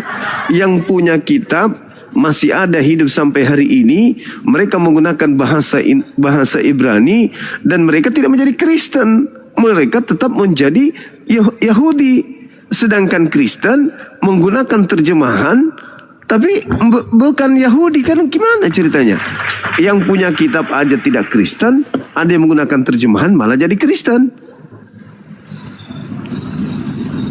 Gini loh Kak, masalahnya. Jadi Kristen itu nggak perlu dia harus memiliki izin dari orang Yahudi, karena Kristen sendiri itu lahir dan tumbuh itu sebagai kelanjutan gitu loh, secara organik, sebagai kelanjutan langsung dari iman tersebut gitu loh. Berikut adalah rinciannya. Surat di dalam Roma 11 ayat 17 sampai 18. Enggak dong, itu terkait dengan Kristen bisa dilihat di dalam Roma 11:17. Coba dibaca. Jadi Paulus ini memang mendirikan sebuah sekte pengajaran dari apa ya? Kalau kita lihat, dia kan ibaratnya dicangkok. Tidak perlu harus Enggak dong. mendapatkan izin atau lisensi dari kitab Yahudi gitu kan. Kita lihat Karena di situ kekristenan itu Roma 11 coba ya kita nomor. baca ya. Silakan. Beberapa cabang telah dipatahkan dan kamu orang non-Yahudi sebagai tunas zaitun liar telah dicangkokkan di antaranya dan turut mendapat bagian dalam akar pohon zaitun yang penuh getah. Ingatlah bahwa bukan kamu yang menopang akar itu, melainkan akar itu yang menopang kamu. Nah, secara teologis, Kak, ya kan ini sekarang gini loh, kalau pohon ya, kalau kakak mau ingin berbuah kan pasti ada yang dicangkokkan kan? Iya, dicangkok. Itu. Yang penting kan buahnya ya kan. Makanya Tuhan Yesus kan bilang yang penting di sini itu buahnya. Dicangkokkan. Ini orang Kristen, ini orang cangkok. Iya kan cantik. gitu. Sekarang percuma ya kan, pohon lebat-lebat nggak punya buah. Kayak apa Kak? Coba. Dia ketawain. Emang bener loh Kak, kalau semua pohon sekarang, zaman sekarang ini banyak juga loh pohon gitu dicangkokin. Jadi namanya tuh ovulasi.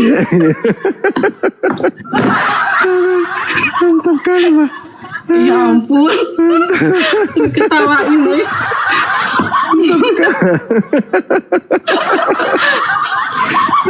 Ya benar kan, memang sesuai dengan firman, jadi dia nggak perlu lagi minta. Ya kan Tuhan Yesus sendiri juga bilang loh, yang penting di sini adalah buahnya. Iya gitu. buahnya, iya. Iya bagus. Iya bagus. Ketawain ya, aku jadi geru. Iya iyalah, pasti ketawa lah. Pantasan cantik ternyata hasil cangkokan. Loh, masalah hasil cangkokan gak masalah Kak. Yang penting itu kuat, awet, terus buahnya itu menghasilkan buah yang lebat. Iya. Bermanfaat. Setuju. Aku sih setuju banget gitu loh. Setuju banget. Jadi kan secara secara teologis itu umat Kristen diposisikan sebagai ahli waris Kak, yang sah, yang dicangkokkan ke dalam akar iman Yahudi. Kitab para nabi itu menopang iman Kristen, sehingga umat Kristen memiliki hak legal untuk menggunakannya. Yang mencangkokkan siapa? Iya, mencangkokkan. Jadi kita dicangkokkan ke dalam akar iman Yahudi. Jadi kita para nabi itu menopang iman kekristenan itu gitu, sehingga umat Kristen memiliki hak legal untuk menggunakannya. Apakah itu enggak seperti benalu gitu loh? Oh, enggak dong, beda dong Kak. Kalau benalu kan dia jenis lain. Tapi kalau sedangkan kita ini jenis yang sama. Ibarat kita dari Yesus sendiri. Kalau benalu itu dia jenis lain dan merusak, dan dia tidak menghasilkan buah. Kalau ini kan buahnya menghasilkan buah, seperti ajaran Tuhan Yesus kasih, ya kan? Tuhan ya kan, buahnya itu apa? Sukacita, damai sejahtera, kesabaran, kemurahan, kelemah lembutan, penguasaan diri. Iya. Iya. Jadi boleh diartikan bahwa Kristen ini penganut ajaran cangkok mencangkok Ya boleh, kitabnya. mencangkoknya di atas dasar apa namanya? Itu Kitabnya tadi Yahudi kan memang dicangkok. ada beberapa cabang telah Bukannya- dikatakan, dan kamu sebagai tunas zaitun liar telah dicangkokkan di atasnya dan turut mendapat bagian dalam akar pohon yaitu zaitun yang Sebenarnya penuh di getah. situ nggak ada kata zaitun. Di kamu ini adalah tunas liar doang, nggak ada Oh, kata tidak zaitunnya dong, di situ. Kak. Ini di situ.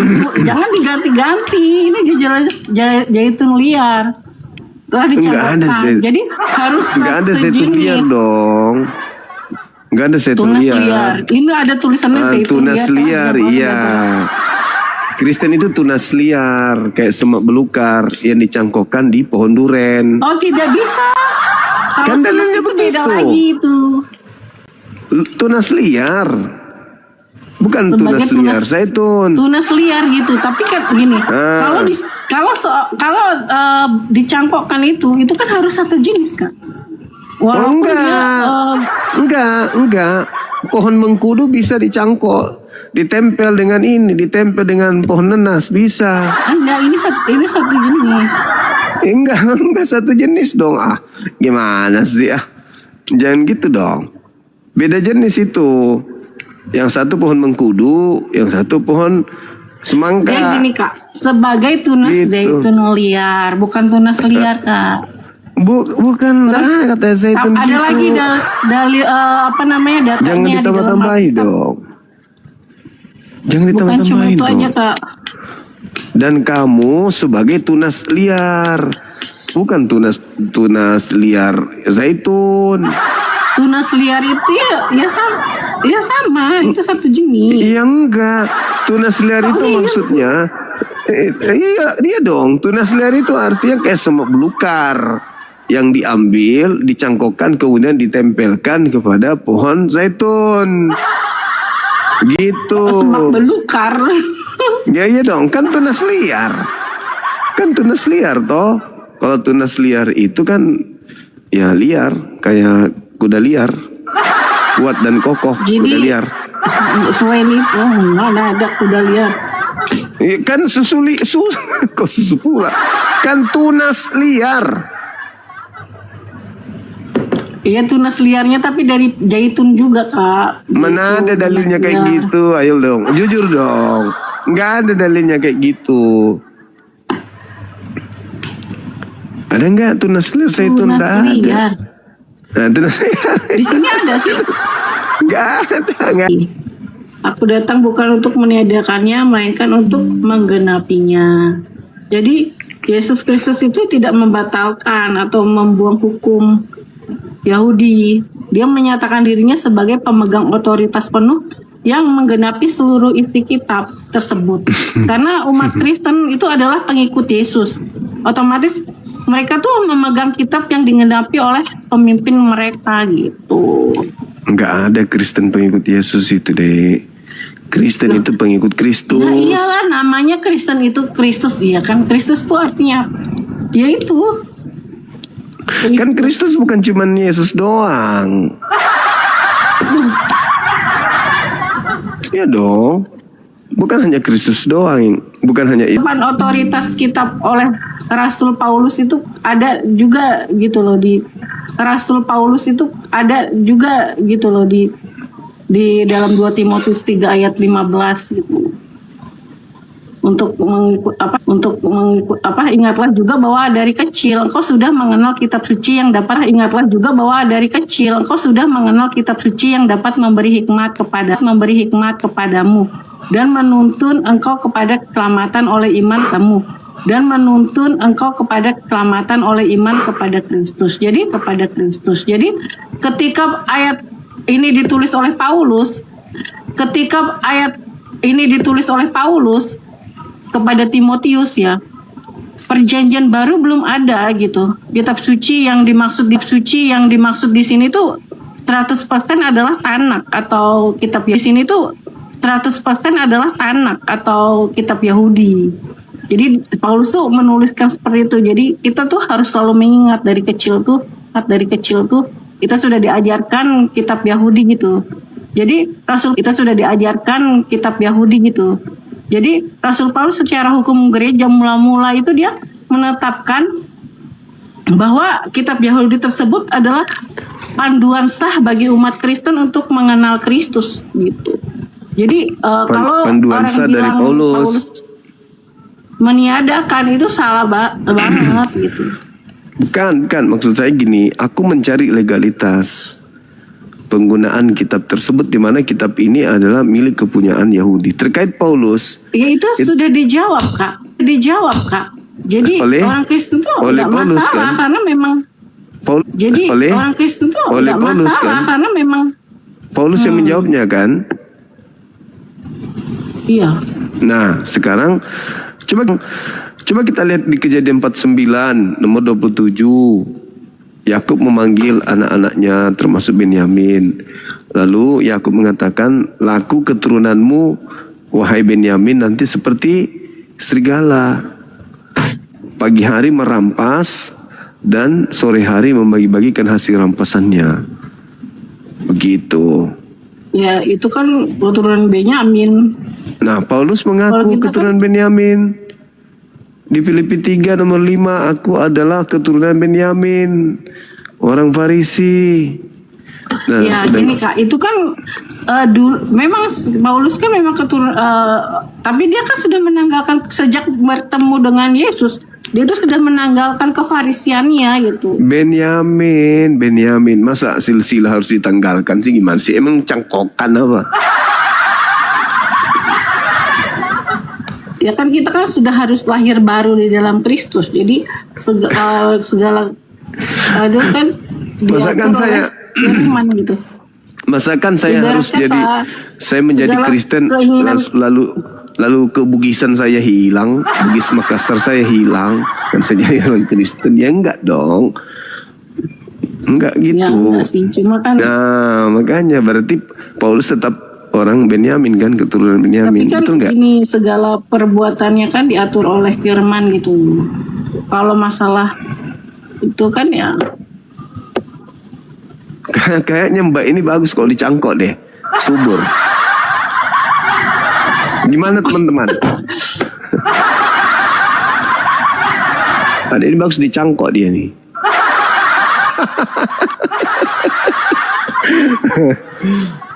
bercanda.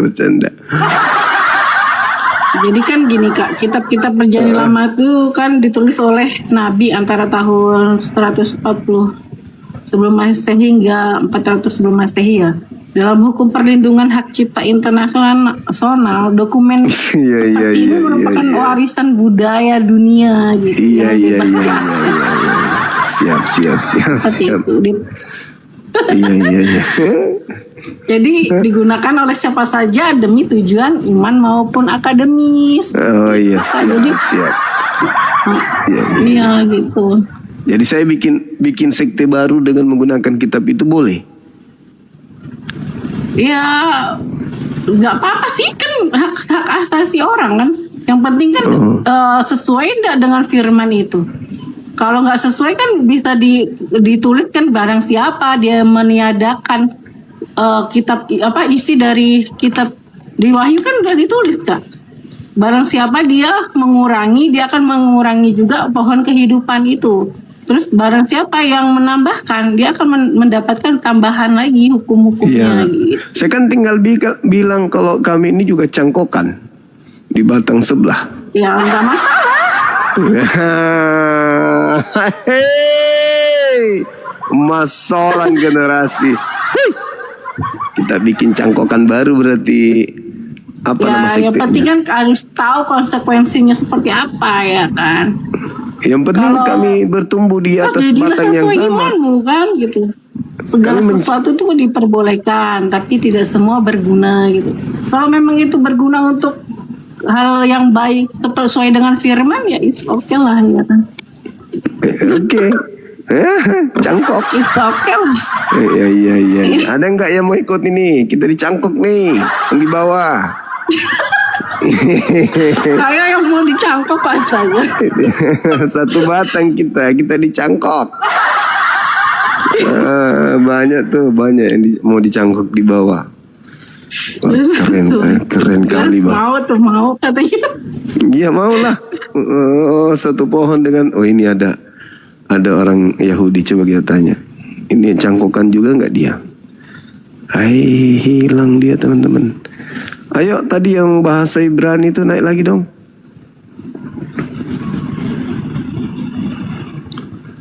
Banyak kali orang mau dicangkok malam ini ya. Jadi itu kan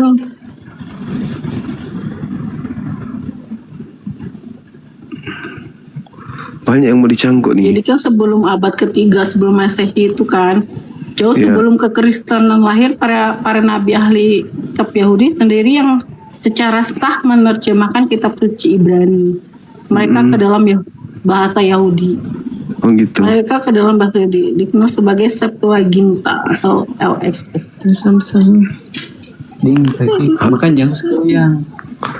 Halo, semangat malam. Halo. Jadi itulah digunakan secara legal. Wah, ini cangkokan mana? Ini dari pohon cangkok mana ini abang kita ini? Abang dicangkok juga bang? Apa itu? Apa itu dicangkok bang? Ada. Apa itu artinya dicangkok? Dicangkok itu artinya bukan dari Jangan Yahudi. suruh ngulangi lagi.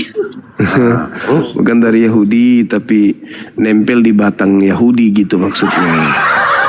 Itu salah itu, ini pengajaran bang. Abang juga bija seorang pengajaran kalau pengajaran yang benar itu bang. Bukan masalah dicangkok ditempel. Jadi abang gini bang, ada satu bang. Abang ini live-nya kayaknya udah booming banget ini. Tapi abang kok selalu pakai masker, ada apa gerangan bang? Nggak apa-apa. Nggak pede aja bang, nggak pede. Iya dong, kan wajah abang itu kan berkah yang dikasih Tuhan untuk ditunjukkan sesama manusia. Kenapa abang malu menunjukkan, kan gitu? Malu aja bang, malu. Maklumi aja lah. Jangan, harusnya ditunjuk bang. Kita tunjuk wajah kita karena ini kan diskusi. Iya, kalau saya ganteng kayak abang lah pasti kutunjukkan juga nya bang. Masalahnya tidak percaya diri. Iya, manusia itu kan diciptakan Tuhan, nggak ada kurangnya bang. Komplit semua dan ganteng semua kok. Gitu. Siap. Sayangnya saya nggak pede gitu bang. Masuk tema kita bang, boleh? Boleh. Oke. Silakan abangku. Ada nggak legalitas saudara kami Kristen menggunakan kitabnya Yahudi itu? Bang, kitab Yahudi itu pengajarannya itulah perjanjian lama. Perjanjian baru itulah sekarang yang jadi Kristen itu pengikut Yesus. Jadi kalaupun dipakai itu legalitasnya kitab Yahudi itu tidak masalah buat kami. Karena memang menabi kami dari orang Yahudi. Enggak, legalitasnya bang, legalitas. Bukan mentang-mentang sesama kita orang Indonesia seenaknya menggunakan barang orang, kan gitu. Karena kitab itu diwahyukan hanya untuk kaumnya Bani Israel saja. Oh bukan, itu pemahaman abang yang salah itu. Jadi Tuhan itu memberikan kitab untuk manusia, suatu pengajaran itu untuk semua manusia. Cuman pada waktu itu datangnya untuk bagi orang Israel gitu bang. Iya, memang untuk Bani Israel. Terus yang merubahnya menjadi bangsa lain itu siapa? Kalau masalah berubahnya itu, abang kan umpamanya abang dari suku Bugis nih. Kalau pengajaran abang bagus untuk Indonesia, apa salahnya kita ikutin? Kan gitu bang. Tapi ajaran saya katakan spesial hanya untuk kaum orang Bugis. Ketika Anda menggunakannya berarti secara ilegal Anda memakai konsep yang ada, yang saya tulis untuk orang Bugis doang, kan begitu. Tidak ada pengajaran ilegal bang. Pengajaran itu harus tersalur untuk semua manusia yang ada di dunia ini. Kalau tapi pengajaran itu bagus. Masalahnya kitab Yahudi itu hanya untuk mereka. Siapa bilang? Di Ulangan 5 dan juga di Ulangan 33 nomor 4. Taurat itu adalah hak milik kepunyaan Jemaat Ya. Yakub, gitu Bang. Iya, pada saat itu memang karena datangnya untuk Yahudi. Yang pertama Tuhan itu bicara sama orang Yahudi memang untuk orang Yahudi. Tapi orang Yahudi dipercaya oleh Tuhan untuk penyebaran berita kasih, apa salahnya untuk semua manusia? Nah, di mana dalilnya kalau Taurat itu, kitab Tanakh itu untuk seluruh manusia? Kalau masalah dalil tidak ada tertulis itu. Sudah berarti ilegal. Iya, tadi udah aku bilang abang, pengajaran abang baik di Bugis sana. Apa salahnya dunia mengikutinya? Ya salah dong Bang, karena itu hukum hanya untuk Bani Israel doang. Gimana sih? Gimana Bang ini? Sudah gitu diambil untuk dibatalkan. Kan lucu Abang ini. Siapa yang membatalkan? Ya Kristen lah. Tidak dibatalkan Bang. Buktinya hukum Taurat itu untuk Bani Israel Anda batalkan. Anda tidak. katakan itu untuk seluruh bangsa. Kan Anda membatalkan itu. Kalau kita ikutin pengajaran Israel dari dulu, lihatlah bangsa Israel sekarang yang menetapkan pengajarannya itu. Di dunia ini habis Bang. Makanya datang Yesus sebagai juru damai untuk memberikan pengajaran edukasi untuk manusia biar aman nyaman dan ada saling kasih. Itu makanya diturunkan Tuhan Yesus, sekalipun dia disalibkan tidak mundur untuk mengajarkan kebaikan itu. Itu makanya Tuhan memberitahukannya. Ya, tapi faktanya Yesus tidak pernah mengajarkan agama Kristen. Gimana pula? Nama Yesus dipakai, kitab Tauratnya Yahudi dipakai, tapi tidak diimplementasikan dalam kehidupan sehari-hari. Itu gimana ceritanya Bang? Hanya dipakai doang sebagai aksesoris kan? Ya, dengar Bang, Yesus itu bukan membawa agama, tapi membawa pengajaran berita kasih untuk dunia. Yang namanya agama itu kamilah pengikutnya sebagai Kristen, itu pemahamannya Bang. Bukan Yesus itu datang ujuk-ujuk bawa agama, bukan. Kalau Yesus tidak bawa agama, terus kenapa dia mengajar? Dia mengajar itu kan untuk mengajarkan orang tidak kacau. Sedangkan tidak ada satupun ajaran Yesus yang Kristen lakukan hari ini. Nggak ada. Mana ajaran Yesus yang Kristen lakukan? Loh, kok abang mengklaim begitu? Lah itu fakta di lapangan. Sekarang ajaran yang Yesus praktekkan dalam kehidupan sehari-hari pada saat dia datang penginjilan, yang dipraktekkan dalam agama Kristen hari ini itu apa? Apa diajarkan memang menurut abang? Hukum Taurat. Apa itu? Coba kasih tahu lah dulu. Contoh, jangan ada ilah lain. Iya, terus ada memang ilah lain dari Yesus. Ilah lain itu adalah Eloah Abraham, yang disembah Abraham itu. Itulah menurut pemahaman abang itu yang diikutin abang. Jadi makanya abang selalu menyesatkan. Enggak dong. Sekarang apakah Tuhannya Abraham itu anaknya Maria? Oh tidak. Tidak. Terus kenapa ada ilah bernama Yesus yang adalah anak Maria? Bang, paham nggak arti menuhankan Bang? Tak tahu. Anda menjadikan objek atau oknum tersebut sebagai sembahan. Loh, karena Yesus mengajarkan pengajaran pada kami sebagai pengikutnya, ya dia kami tuhankan, bukan dalam arti jadi pencipta. Jadi gimana ceritanya? Jadi Tuhan Anda ada berapa? Kalau Tuhan Maha Pencipta satu. Kalau kami menuhankan Yesus karena pengajarannya, apa salah? Berarti ada dua. Tuhan pencipta satu, Tuhan pengajar dua. Tidak masalah. Nah, sedangkan perintah Taurat itu jangan ada Tuhan lain. Gimana ceritanya Bang ini? Pemahamannya itu bukan pakai pemahaman abang. Loh, jangan ada Tuhan lain di hadapanku. Anda membuat Tuhan baru bernama Yesus. Bang, abang bisa lihat Allah enggak Bang? Bisa lihat. Loh, kok jadi kenapa lari ke sono? Iya, dengar dulu. Tuhan Maha Pencipta itu Bapak di sorga. Betul. Tuhan Maha Pencipta itu Bapak di sorga. Ya, kalau pandangan Anda itu. Kalau kami Allah. Jangan menang abang.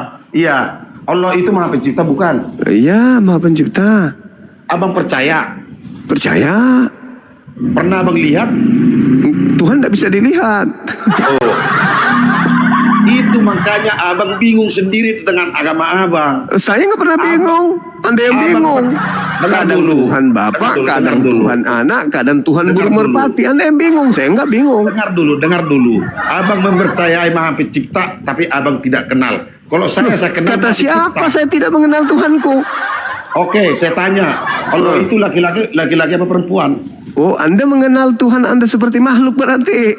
Berarti Anda nggak tahu Tuhan.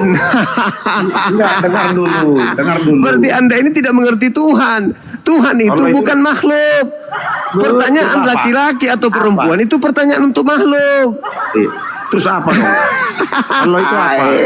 Masalah Allah itu generasi. Allah itu Tuhan apa? pencipta langit dan bumi itu bukan makhluk, Bang. Bukan laki-laki, bukan perempuan. Tidak seperti Tuhan Anda laki-laki disunat pada hari ke-8. Potong nonok dia. Tuhan Anda laki-laki. Oh, salah pula. Jadi Yesus bukan laki-laki. Salah. Kok salah Semua pula? manusia. Dengar dulu, jangan cuma kamu yang ngomong. Loh, gantian dari tadi, bukan cuma saya doang. Abang dia ngomong. Aku yang ngomong. Silakan. Aku yang ngomong. Silakan. Semua manusia ini tidak ada yang bisa melihat Bapak di surga atau Ya itu pintar, itu pintar. Dengar Itu dulu. pintar. Iya, tapi kami tahu Bapak di surga itu laki-laki karena Yesus mengajarkan dengan doanya. Kok laki-laki? Berarti punya kelamin. Dengar dulu. Tuhan Anda yang disuruh punya kelamin. Dengar dulu, Yesus datang ke bumi ini sebagai Mesias, mengajarkan kami berdoa kepada Bapa di surga, dikuduskan dalam namamu. Kalau Bapak itu berarti laki-laki. Oh, berarti dia punya kelamin. Loh, itu terserah punya apa enggak, cuma Bapak di surga itu laki-laki. Iya, laki-laki punya kelamin. Yang membedakan itu. laki dengan perempuan kan kelaminnya, Bang. Jadi berarti Tuhan Anda berkelamin. Ya, terserah. Jadi kamu tidak mengenal besar Allah. ini masalah ini. Besar Kamu ini masalah. masalah Tuhan apa? berkelamin gimana nih? Loh, itulah kami menyembah Tuhan yang kami kenal. Kami menyembah Tuhan yang kami kenal. Oke, Kamu boleh tidak Anda menyembah Tuhanmu. Boleh. Boleh Anda perkenalkan Tuhan Bapa itu seperti apa wujudnya?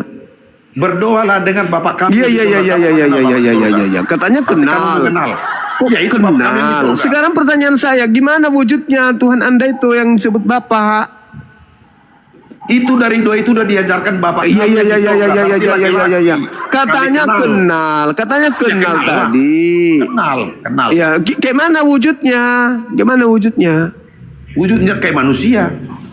Hah? Jadi Bapak itu wujudnya kayak manusia. Iya, serupa dengan ciptaannya. Iya. Sama dengan ciptaannya. Berarti Tuhan Anda punya pantat gitu? Serupa dengan manusia. Kamu punya pantat. Jawab aja. Berarti Tuhan Anda punya pantat. Ya punyalah, namanya manusia. Berarti ada anusnya gitu Tuhan Anda. Kupingnya juga ada kupingnya. Oh lama, susah kali aku tengok ini orang. Jadi Tuhan Anda kamu nggak kenal.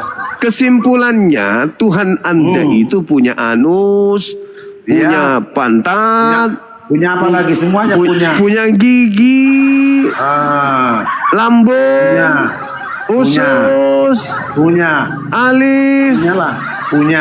Ya Allah ya Karim. Nah itu. Iya. Oke. Kami paham sekarang. Jadi, berarti Tuhan Anda itu manusia raksasa berarti.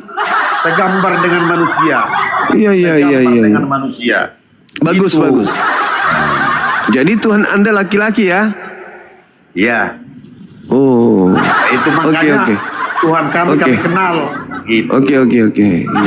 Jadi abang kan nggak kenal Tuhannya. Oh, kami sangat mengenal Tuhan kami. Laki-laki apa perempuan? Oh, bukan manusia. Kamu kenal. Oh iya, kenal dong. Kenal dong. Oh, kenal. Oh, tidak mesti perempuan laki-laki. Kan lucu. Kenal tapi tidak tahu. Tuhannya laki-laki, perempuan. Tuhan raksasa berarti. Saya tidak bisa bayangkan kelaminnya besarnya kayak mana Tuhan Anda itu. Itu kan. Ya kamu kan Tuhan Anda sekali itu gimana taiknya besarnya itu Tuhannya. Ya segede. Teman-teman, giginya tai gigi Tuhannya ini gimana? Aduh, berapa ton tai giginya Tuhannya? Berarti Tuhannya butuh sikat gigi, butuh celana dalam, butuh selimut. Butuh baju. Tuhannya lucu. Makin malu Kristen aja yang lain. Kristen yang lain pasti malu ini kalau dengar ini. Tuhannya katanya jenis kelamin laki-laki. Berarti dia punya nonot. Biji sakarnya ada 2. Masalah generasi. Tuhannya Kristen laki-laki, yang mereka sebut Bapa yang di surga itu laki-laki. Saya tidak bisa bayangkan kalau Tuhannya kentut. Tuhannya kentut, lupa makan, berarti Tuhannya punya usus. Tuhan punya usus berarti Tuhannya butuh makan. Aduh, parah. Kalau Tuhannya kekenyangan bisa tidur. Ada Tuhannya butuh mandi, Tuhannya butuh tidur. Jangan-jangan Tuhannya juga merokok ini abang ini. Teman-teman, hari ini kita mendengarkan katanya Tuhannya Kristen itu yang di surga itu laki-laki, teman-teman. Laki-laki. Ini dia punya kelamin, teman-teman. Tuhannya punya kelamin. Kira-kira pernah mimpi basah nggak Tuhannya dia?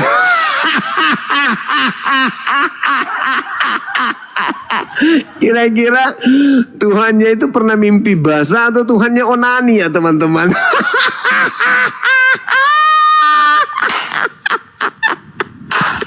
Hancur sudah Kristen Indonesia.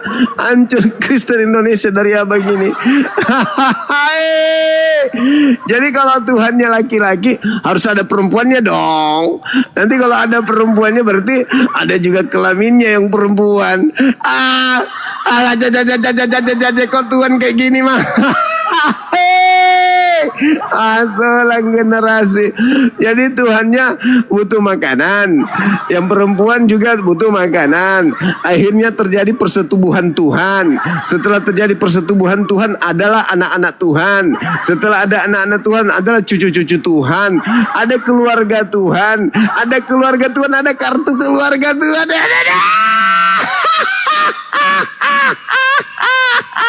Keluarga punya opung, keluarga punya tulang, Tuhan punya tulang, punya opung, punya lay, punya ito.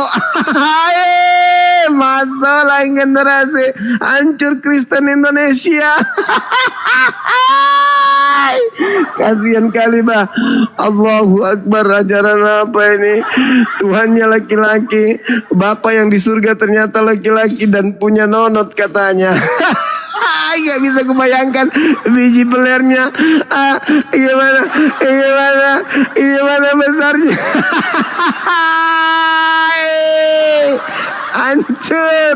Hancur Kristen, hancur dari abang tadi yang bikin hancur Kristen Indonesia.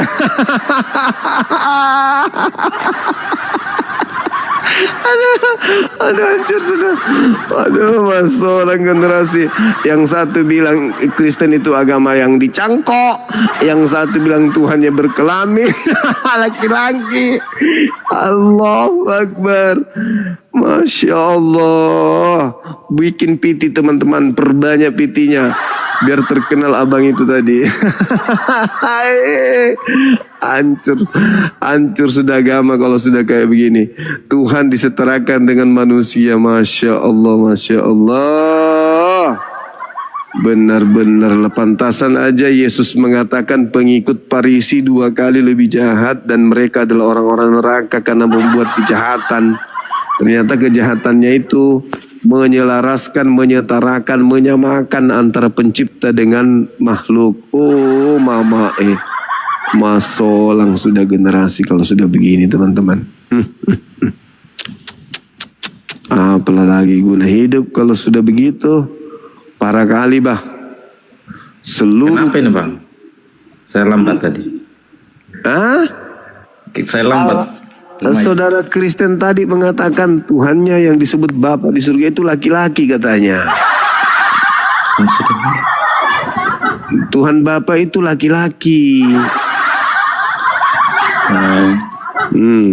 Gimana dong? Abang ini juga Tidak pernah lihat, tidak lihat ya Tuhan. Iya, tapi dia bilang Bisa Tuhannya dilihat, laki-laki. Maka mungkin Gelap dia saya di sini. Mungkin pernah dia ngintip lagi pipis Tuhannya katanya. Kayaknya sampai dia bilang Tuhannya laki-laki. Kalau Tuhan yang Maha Esa itu tidak bisa dilihat. Tapi dia bilang laki-laki Tuhannya. Hanya suara saya yang didengar gitu. Nah, itu dia makanya. Heran juga tadi abang saya yang ganteng tadi itu, Bah.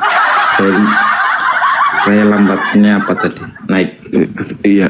Silakan buka kameranya, Bang. Ini gelap di sini, Bu. Iya, nggak apa-apa.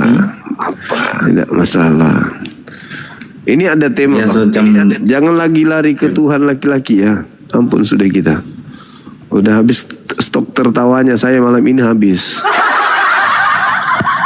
Itu tema, Bang. Si perampas kitab Yahudi, siapakah dia? Silakan. Maksudnya rampas itu bagaimana? Saudara kan bukan orang Yahudi. Tapi kenapa ada kitabnya Yahudi di Anda, di agama Anda gitu loh.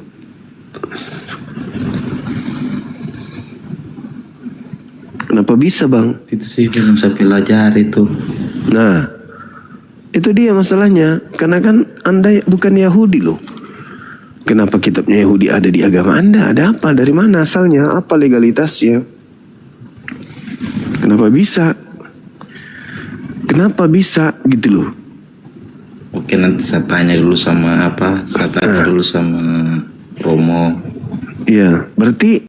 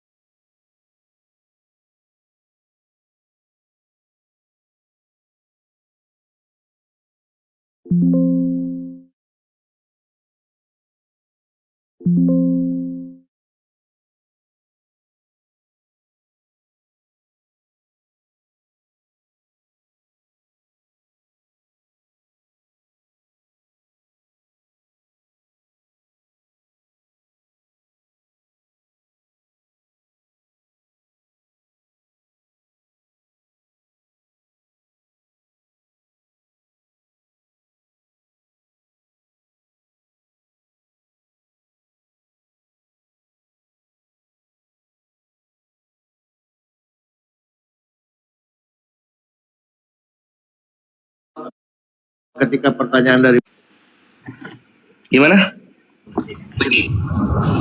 Saya juga. Buset, ini aja putus-putus dinaikin lagi orang. Thank you yang ngingetin. Assalamualaikum. Waalaikumsalam warahmatullahi wabarakatuh. Haleluya. akal-akalan. Boleh saya bertanya? Putus-putus ya, Boleh saya bertanya? Enggak, bukan putus-putus sih, tabrakan ini. Kawan-kawan Kristen nggak bisa rapi. Boleh. Tunggu Togu ya. Setelah Togu ya. Boleh Togu saya ada lagi? bertanya dulu, Boleh, Bang. setelah Sebentar, Togu Bang, boleh. ini, Bang, sebentar. Oh, mau nyerobot sesama Kristennya. Oke, silakan kalau mau nyerobot. Abang Jumat memperlihat membaca Al-Quran dulu, mempertimbangkan dulu, baru dia masuk dalam kamera.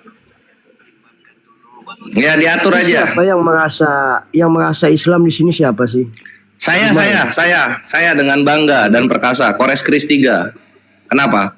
Tapi hostnya tidak merasa bangga. Hostnya memberi pertanyaan, tapi orang lain yang menjawab. Enggak, ini pertanyaan dari Kristen, Mabre. Turunin aja itu orang iri-iri. Saya mau bertanya, ini mau diskusi apa enggak ini? Iya, kalau mau nyerobot Togu yang Kristen duluan, silakan. Kamu koplak sama saya kamu. Iya, kalau mau nyerobot silahkan. Dikasih tempat kok. Kami tahu Kristen. Mau nyerobot kan? Gas. Silahkan diserobot temennya. Gereja aja saling dilapor supaya tutup. Apalagi soal ngantri-mengantri bertanya. Silakan. Kok main minut? Kamu Islam nggak? Islam dong, mayoritas loh. Islam. Buktikan keislaman kamu.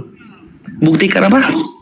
Keislaman. Buktikan keislaman kamu. Kamu ngaku Islam. Iya, ini Tuhan kami Allah Subhanahu Wa Taala, Nabi kami Muhammad Shallallahu Alaihi Wasallam, kitab kami Al-Quran. Oke, siap. Terus apa?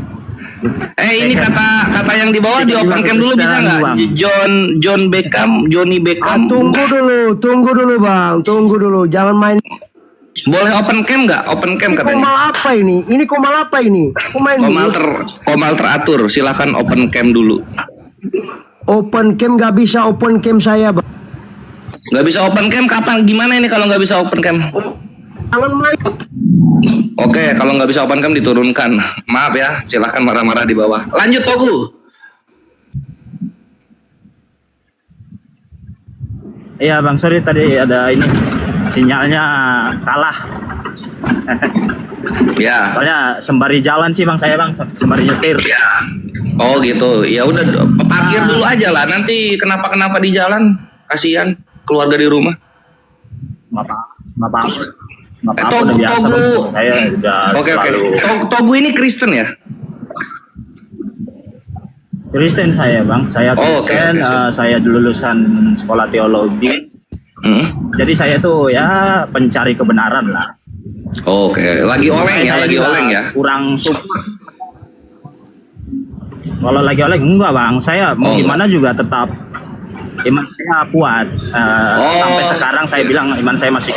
Sampai sekarang. Oke. Kita ini orang pendidik Bang, orang pendidik. Jadi kita itu bertanggung jawab masalah ilmu yang kita pegang gitu. Siap. Oke, pertanyaan berikutnya apa? Kalau masalah yang tadi saya masih belum dapat Bang itunya. Yang kegiatan-kegiatan ibadat tadi yang sampai 50 kali tadi tuh. Oke. Jadi ini gue ulang jawabannya. Oke, apalagi kesulitannya? kesulitan kalau abang sendiri kalau belajar mencari info orang Yahudi kemana itu bang? Ke situs Habat atau enggak ke sefaria.org atau enggak ke Billy Yahudi gitu, atau enggak ke Tovia Singer, atau enggak ke Rabi Tovia Singer, atau enggak ke Rabi Ben Abraham. Kami Muslim punya banyak link kepada orang-orang Yahudi untuk meng-cross check klaim-klaim kawan-kawan Kristen kepada kitabnya Yahudi gitu. Iya, karena Assalamualaikum warahmatullahi. karena agama yang samawi benar itu kalian bang, Yahudi dan Kristen, Yahudi dan Islam. Alhamdulillah. Sebenarnya kalau sama Kristen sendiri kita itu beda. Iya loh. Kita nggak terlalu samawi karena kita ada perbedaan yang lumayan jauh. Terus kenapa masih dipertahankan gitu loh? Kenapa kalau udah sadar ke sana kenapa masih dipertahankan? Ini ngebahas agama samawi ya, bukan masalah keimanan. Oh.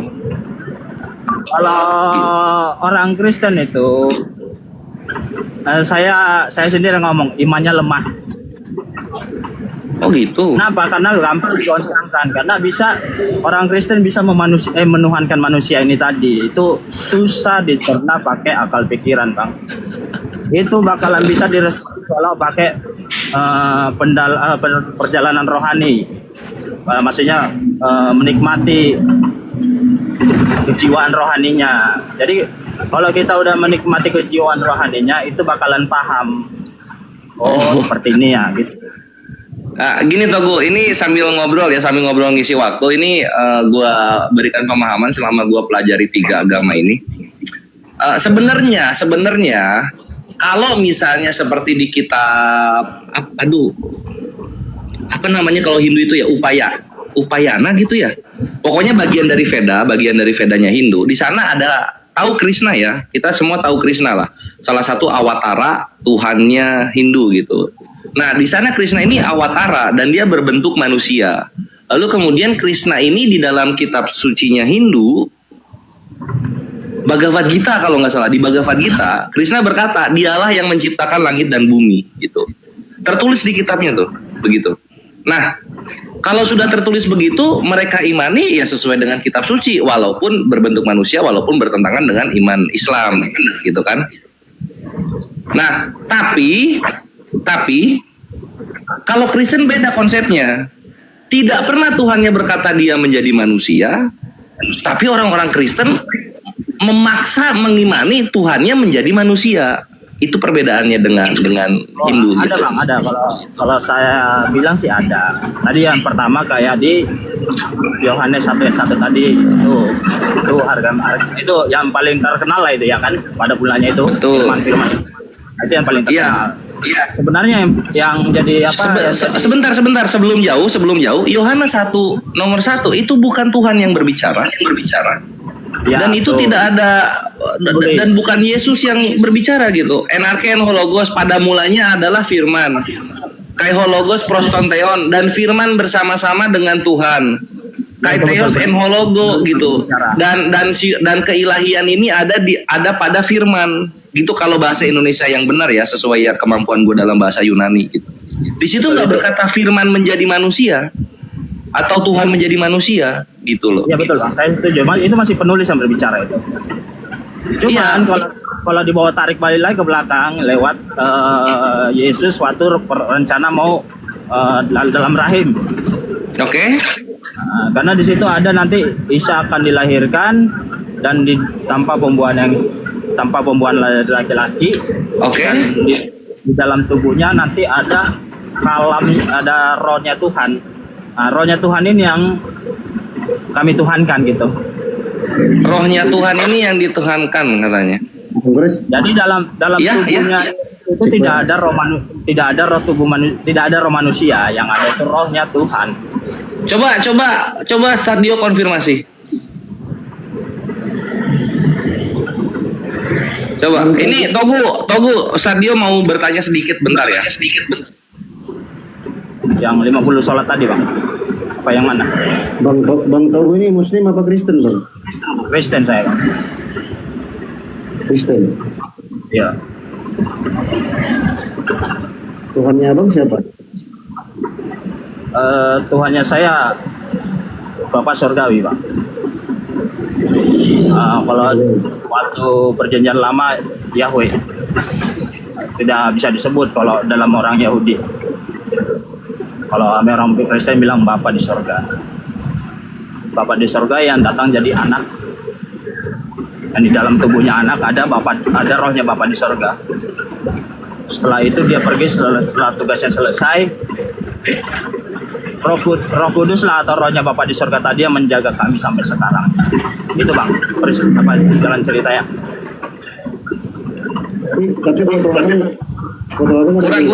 Kurang Stad. Terus Yesus itu siapa? Yesus itu siapa? Tuhan juga bukan? Tuhannya Togu bukan? Iya, Tuhan saya itu Bang. Udah. Bukan Islam Stad. Kan tadi kan ada alur ceritanya yang saya ceritain Bang. Terus, pasti kita juga berbicaranya pasti Trinitas. Kalau saya sendiri nggak suka sama Trinitas satu. Cuman ceritanya ya ada 3 karena ada jalur peristiwanya, ada jalur fungsinya. Jadi kalau saya nggak suka Trinitas, saya sukanya ya. Halo, macet ya Bang ya? Iya, memang lagi gangguan sinyalnya Gurunda.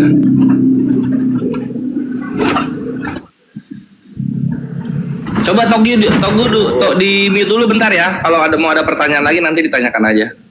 Ya, Akhi Ardi, Assalamualaikum warahmatullahi. Ya Bang, siap.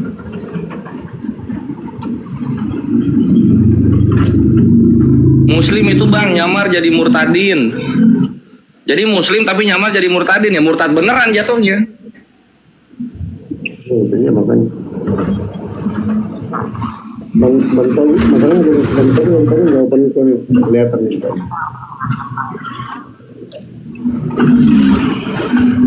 Oke Ikhwan ya, sebelum masuk lagi ke perdialogan dan juga ini, Togu di mute dulu bentar ya. Mana Togu? Ya. Buset, damai, sentosa, tenang, alhamdulillah. Bunyi mobil itu Ikhwan. Ya, ini aku sampaikan kepada kalian semua. API bersama Gurunda membuka paket umroh bersama Gurunda di bulan Januari 2027 tanggal 5 Ikhwan, tanggal 5. Dengan harga yang nggak bohong fasilitasnya yaitu 37,5. Alhamdulillah sudah ada sekitar 12-an Ikhwan dan akhwat yang bergabung untuk umroh bareng Gurunda. Jadi kalian semua yang di barisan Gurunda yang sangat mencintai Gurunda dengan dakwahnya, dengan karakternya, dengan pribadinya, tafadhol silahkan berpartisipasi. Mari ikutan untuk umroh bersama Gurunda. Kuota itu 41 peks ya. 20 atau 41 bisa lah gitu. Nah, untuk yang berminat kalian bisa DM Kores. Oke? Begitu. Untuk Akhi Wulan, Akhi Mas Amin, Akhi Hamzah, selamat bergabung di grup. Sampai jumpa di tanggal 5 Januari. Yang kalian yang ingin ikut umroh bareng Gurunda, tafadhol silakan DM Kores. Nanti aku arahkan ke tim travel API Ikhwan. Oke? Thank you. Dan di harga tunggu apa lagi ya? Dan harga ini Ikhwan, harga ini itu enggak jangan disamakan dengan yang 25 ke bawah ya, karena di 37,5 ini kalian safar ibadah wisata bareng terus sama Gurunda, itu satu. Terus yang kedua, flight ke sana menggunakan flagship carrier-nya satu negara gitu. Kalau nggak Saudi Air pakai Garuda tentunya. Lalu kemudian hotelnya itu akan Zamzam Tower atau di sekitarannya, yang ketika turun ke basement itu langsung pelataran Ka'bah. Mantap nggak tuh? Dan kalian pulang dapat kopernya bagus. Oke, kalian yang ingin ikutan bareng-bareng umroh bersama Gurunda, tafadhol DM Kores. Thank you. Lanjut sekarang. Assalamualaikum warahmatullahi wabarakatuh. Waalaikumsalam warahmatullahi wabarakatuh.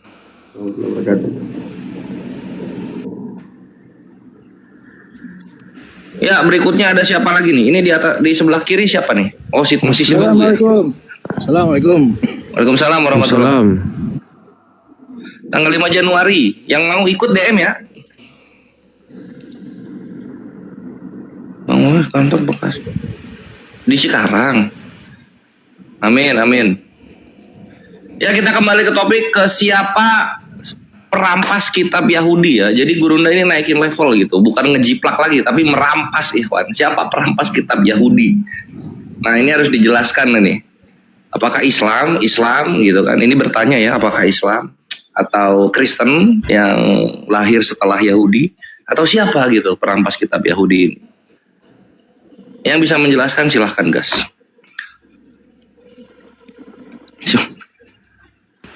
Assalamualaikum. Waalaikumsalam warahmatullahi. Waalaikumsalam, Dok. Ada suaraku nggak? Bang Kores, suaraku ada nggak? Ada kok, ada. Tadi tuh Stadio belum ngomong Stadio tuh. Ini sekarang udah ngomong. Aku diam aja dari tadi.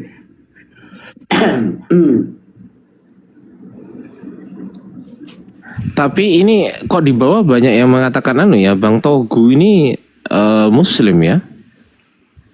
Iya, pokoknya pun ada jenggotnya juga. Iya. Tapi Abang sekolah katanya sekolah teologi ya, Bang? Di mana, Bang, kalau boleh tahu, Bang? Dibuka mic-nya, Bang.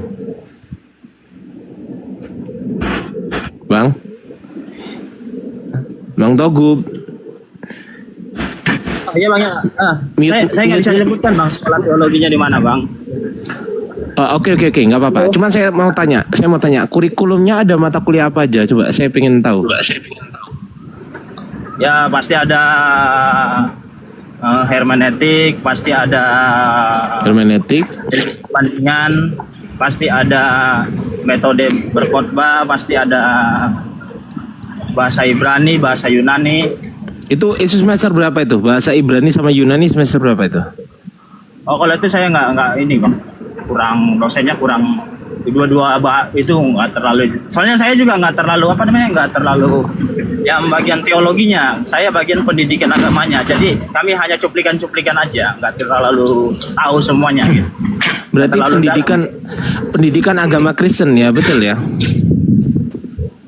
Ya, kalau dalam Islam itu SPDI kan, sarjana pendidikan Islam. Kalau kami sarjana pendidikan yang agama Kristen. Cuman separohnya teologi, separohnya metode mengajar. Tapi sekolahnya sekolah teologi. Abang tahu RPS nggak? RPP. Apa itu, Bang? Nggak tahu. RPP. Oh iya, tahu RPP. Apa RPP, Bang? Rencana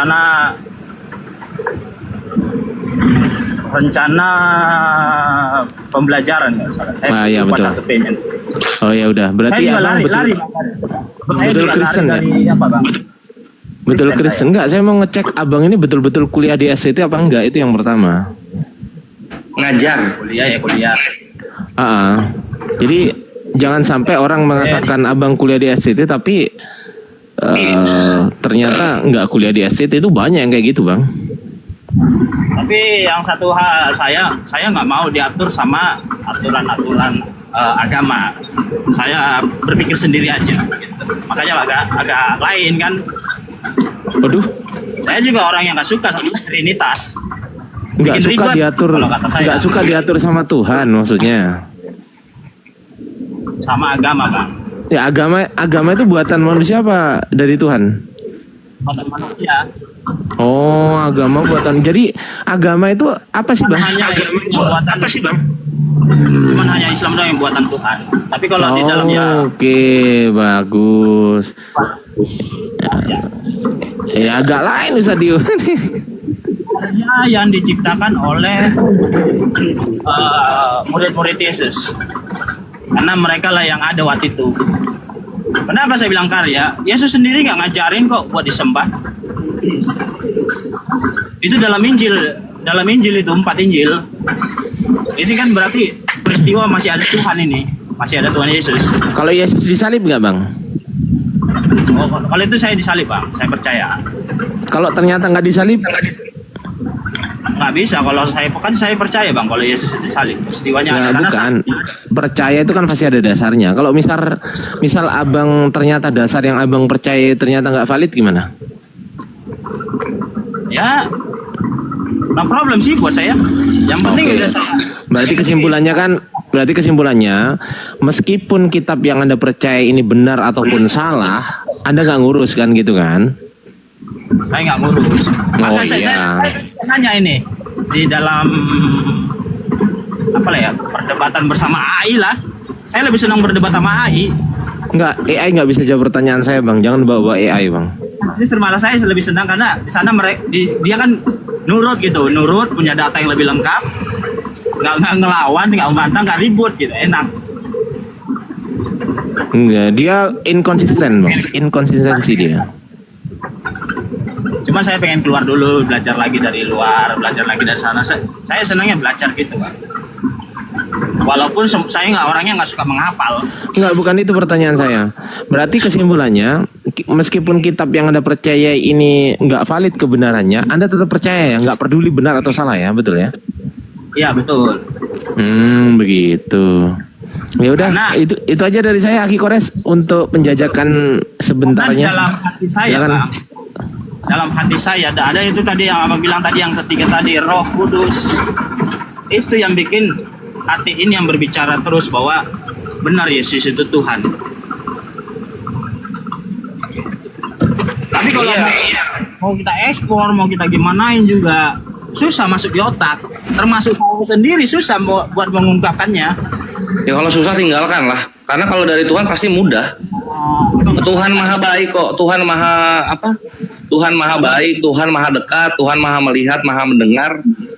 Abang nggak dengar tadi. Saya susah buat mengungkapkannya biar supaya kita mengerti, paham yang mana yang saya maksud kayak gitu. Iya, kalau susah bukan dari Tuhan itu. Islam tuh gitu. Kalau susah bukan dari Tuhan. Tuhan itu maha memudahkan. Jadi kalau nggak mudah bukan dari Tuhan itu. Kalau susah bukan dari Tuhan, bang. Ada lagi pertanyaan. Kenapa Nabi Muhammad diperintahkan menikah berkali-kali? Diperintahkan? Ya itu sebenarnya nggak susah buat para wanita. Ya susah lah. Susah sebenarnya menikah buat itu. wanita. Kalau nggak percaya tanyalah. Ya jangan disamakan gitu. Perempuan modern yang sudah terkena doktrin westernisasi, nikah itu satu gitu kan. Yang dimana itu tradisi dulunya dari pagan Roma dan Yunani.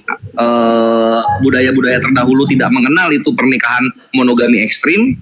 Dengan karakter wanita-wanita muslimah di zaman Nabi. Jangan disamakan Mabre. Jangan disamakan. Dan itu dalam Islam itu hukum asal nikah itu sunnah, bukan wajib. Dan Nabi itu bukan diperintahkan ya, Nabi itu diwahyukan akan menikahi salah satu istrinya gitu. Itu kisah Zainab bin Jas gitu. Tapi kalau diperintahkan letter perintah enggak sih? Ada gitu Togu. Yang menikahi sepupunya itu siapa? Aisyah ya? Itu diperintahkan bang. Itu diwahyukan akan ada berita yang sampai kepada dia gitu loh. Itu dikabarkan, bukan diperintahkan itu. Al-Azhar 37 kan, baru gua bahas itu di grup. Tapi kalau yang saya dengar sih itu, yang saya dengar juga yang saya pelajari. Tapi gini tunggu sebentar. Kadang Kristen itu keputar-putar dia antara ketika kita Islam bahas konsep ketuhanan itu harusnya mudah masuk di akal. Kalian bahasnya tuh perkara muamalah gitu loh, kehidupan sosial antar sesama manusia. Ini yang gue bahas ini konsep ketuhanan. Tadi lu bilang saya percaya Yesus Tuhan karena Roh Kudus, tapi untuk menjelaskannya susah. Nah, kalau susah menjelaskan konsep ketuhanan, gue bilang itu bukan dari Tuhan. Konsep ketuhanan. Lu lari ke nikah. Nikah itu perkara hubungan sesama manusia, bukan konsep ketuhanan. Gitu. Saya juga paham, saya juga terima kebenaran nikah tadi Nabi Muhammad, saya juga paham. Nabi Muhammad nikah juga baik tujuannya. Mantap. Tapi yang dibahas ini konsep ketuhanan gitu loh, konsep ketuhanan. Gua ulang ya Togu ya. Kalau susah konsep ketuhanan dipahami, itu bukan dari Tuhan. Bukan susah dipahami, bang. Susah buat kepada kita ini gitu loh. Karena kalau susah buat mengerti kan, susah buat mengerti orang lain kan. Kenapa susah? Karena Tuhannya tidak pernah menyampaikan apa yang kalian imani, makanya susah. Coba Tuhannya menyampaikan, tinggal baca ayat. Contoh Islam misalnya, Tuhannya Islam itu berapa? Allah berfirman dalam surah Al-Ikhlas, Qul huwallahu ahad, katakanlah Allah itu tunggal. Kita ngomong Allah tunggal. Udah kelar. Kenapa? Karena dari Tuhan. Kalian bukan dari Tuhan, makanya susah ngejelasin gitu. Kami dari dari murid-murid Yesus ya. Bahkan murid Yesus aja nggak pernah ngomong Tuhan menjadi manusia. Itu tadi Bang Yohanes 1 ayat 1. Yohanes, kita bahasa Indonesia ya. Pada mulanya adalah firman. Firman bersama-sama dengan Tuhan.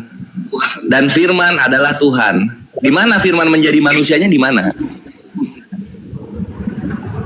Firman menjadi Tuhan. Dan firman menjadi manusia.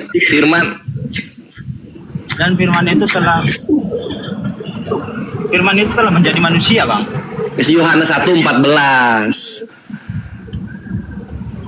Yohanes 1:14. Kai hologos sax ergeneto gitu kan, itu sesat terjemahan. Firman menjadi daging karena dalam Yunaninya itu SARX kalau dilatinkan gitu, bukan antropos. Dalam bahasa Yunani manusia itu antropos. Nggak tahu kenapa ini terjemahan merubahnya menjadi manusia, padahal aslinya harusnya daging gitu. Ya daging itu ya itu manusia itu, Bang. Karena memang firman menjadi daging, artinya firman menjadi kehidupan. Sapi juga daging, kambing daging, babi juga daging, manusia juga daging. Tapi kekristenan gara-gara salah terjemahan merujukkan firman itu kepada Yesus tok gitu loh. Salah kaprah ini. Ya semuanya banyak, gara-gara salah bahasa, bukan Alkitab doang. Nah itu ngerti Togu, itu ngerti. Al-Quran juga ngerti, susah. Al-Quran juga ada beberapa yang susah diterjemahkan dalam bahasa Indonesia. Karena kan agama bahasa Arab bukannya ini Bang, konkret katanya gitu kan, lengkap ya. Iya gitu. Arab yang nggak bisa diterjemahkan ke dalam bahasa Indonesia, bingung memilih kata-katanya. Makanya kalau dalam Islam konsepnya talaki gitu kan, kita nggak bisa menerjemahkan sesuka hati kita sendiri. Ketika kita mempelajari kitab suci kita, ada guru ngajinya, bertatap muka, menjelaskan di situ. Itu yang nggak dimiliki Kristen. Itulah kenapa Al-Quran terpelihara setelah 1400 tahun turun di zaman Nabi Muhammad gitu. Saya punya guru bahasa, saya punya dosen ini, guru lah, dosen matematika. Saya punya guru bahasa Ibrani, punya guru Yunani, cuman saya nggak terlalu dekat sama dia gitu. Nah, ada gurunya sama. Kita juga punya guru-guru penerjemah, penafsir kita juga punya. Ya berarti masalahnya di Togu udah dikasih guru-guru yang mendekatkan dengan makna asli kitab sucinya, tapi Togu menolak untuk mempelajari itu. Salahnya di lu itu. Gitu. Nggak ada yang salah sih, sebenarnya sama satu alur juga. Togu salah. Yang salahnya di mana kalau saya, Bang? Karena Togu menghindari mempelajari bahasa asli kitab suci ketika guru-gurunya sudah ada, itu membuat Togu jauh dari kebenaran. Seperti yang terjadi tadi gitu kan. Firman menjadi manusia, ngambilnya ke Yohanes 1:1 gitu kan. Udah gitu nggak tahu bahasa Yunaninya apa sebenarnya aslinya gitu, sehingga apa tersesat. Kalau gue hitung-hitung udah 3 generasi Kristen itu tersesat karena terjemahan ya. Kalau memang kok bisa jadi 3 generasi, Bang? Ya karena pertama kan dari kakek kita yang langsung estafet penerjemahan Bible dari orang Belanda ke orang Indonesia. Lalu kemudian ke bapak kita ngikutin apa yang sudah diterima oleh kakek kita, maksudnya kakek kalian maksudnya. Lalu kemudian bapak kalian, lalu kemudian kalian sekarang gitu. Ini mau masuk ke generasi keempat nih, Berarti kan yang ortodoknya ada banyak orang-orang Katolik yang pertama-tama ini. Kok tiba-tiba ke ortodok ya? Kenapa? Katolik kenapa? Belanda datang segala macam. Ada lagi orang yang pertama-tama gereja-gereja awal, Bang. Gereja awal siapa? Ya, siapa? Biasa gereja-gereja tua ya mereka aliran ortodok, termasuk salah satunya Katolik. Nggak ada ortodok kesini. Ortodok kesini nggak ada. Yang ada itu ketika Portugis kesini membawakan Katolik, tapi dia menyebarnya itu di Indonesia Timur tuh. Makanya Katolik kebanyakan di Indonesia Timur. Nah, ketika Belanda datang, karena sejarah perjanjian Tordesillas kayak gitu-gitulah ya, Belanda itu membawakan ajaran Kristen yang Protestan. Dan Belanda menang di Semenanjung Malaka dan sekitarnya, sehingga daerah Indonesia bagian barat itu kebanyakan mayoritas malah Protestan Kristennya gitu. Portugis kalah tempur sama Belanda, mereka ke timur, mereka ke pinggir, makanya ramenya Katolik Kristen Katolik Indonesia di timur. Mula gitu bang, awal-awal mula-mula berarti mereka gitu, termasuk yang tadi yang paling dekat tadi Katolik. Tapi kalau mau lebih dekat lagi ya udah kita datang ke tanpa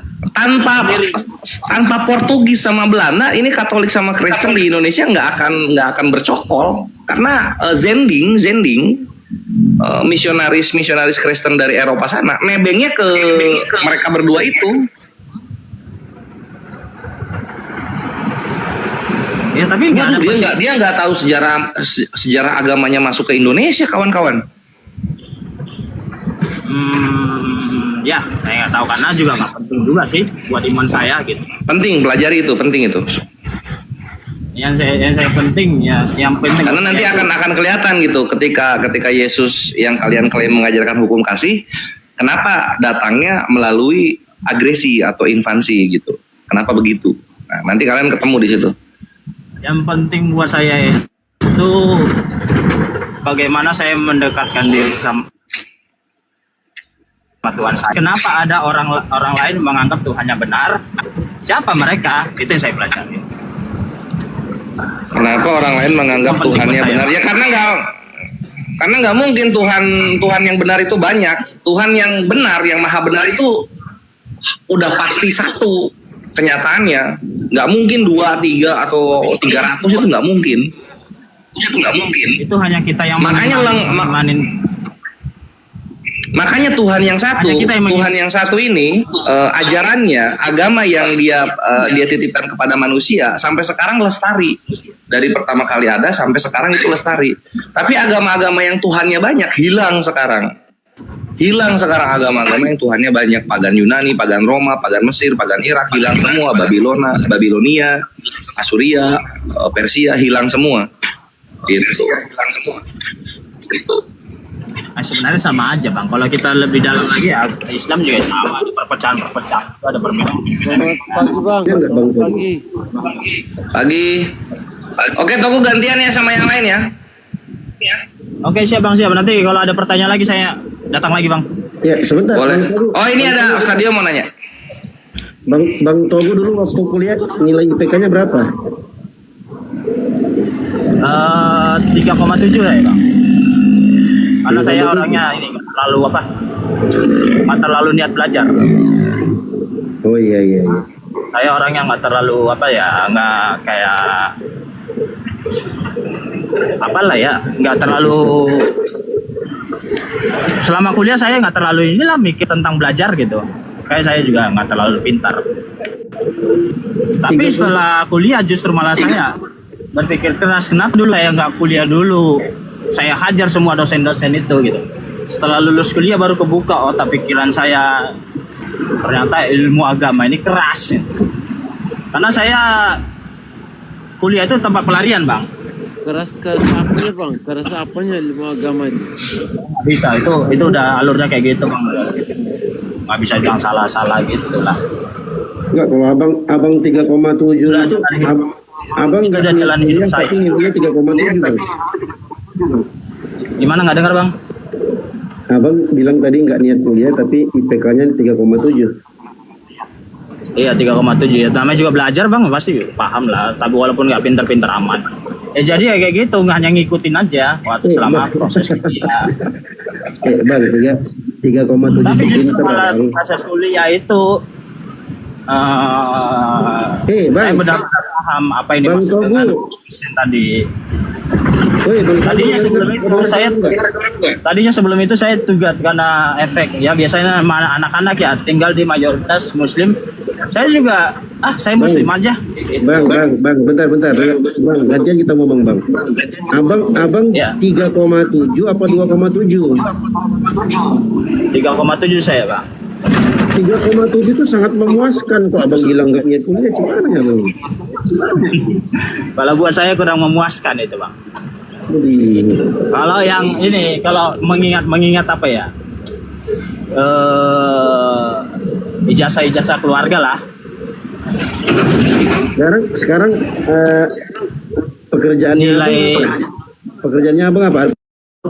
Oh iya. Islam gitu loh. Faktor apa kan gitu. Enak kita ngobrol-ngobrol santai lah. Dulu di Protestan mana, Pak Pendeta? Saya dulu di aliran Pantekosta. PCI, Gereja Pantekosta Serikat Indonesia. Oh iya. Iya. GPSDI ya. Ya, GPSDI. Karena GPSDI itu ya salah satu gereja internasional yang tidak mengakui Tritunggal. Justru yang mengantar saya masuk Islam itu justru ajarannya itu. Ya, mari kita melihat ya. Saya ingin bacakan ayat ini. Nanti Anda tolong berikan respon. Matius pasal 28 nomor 19. Ya.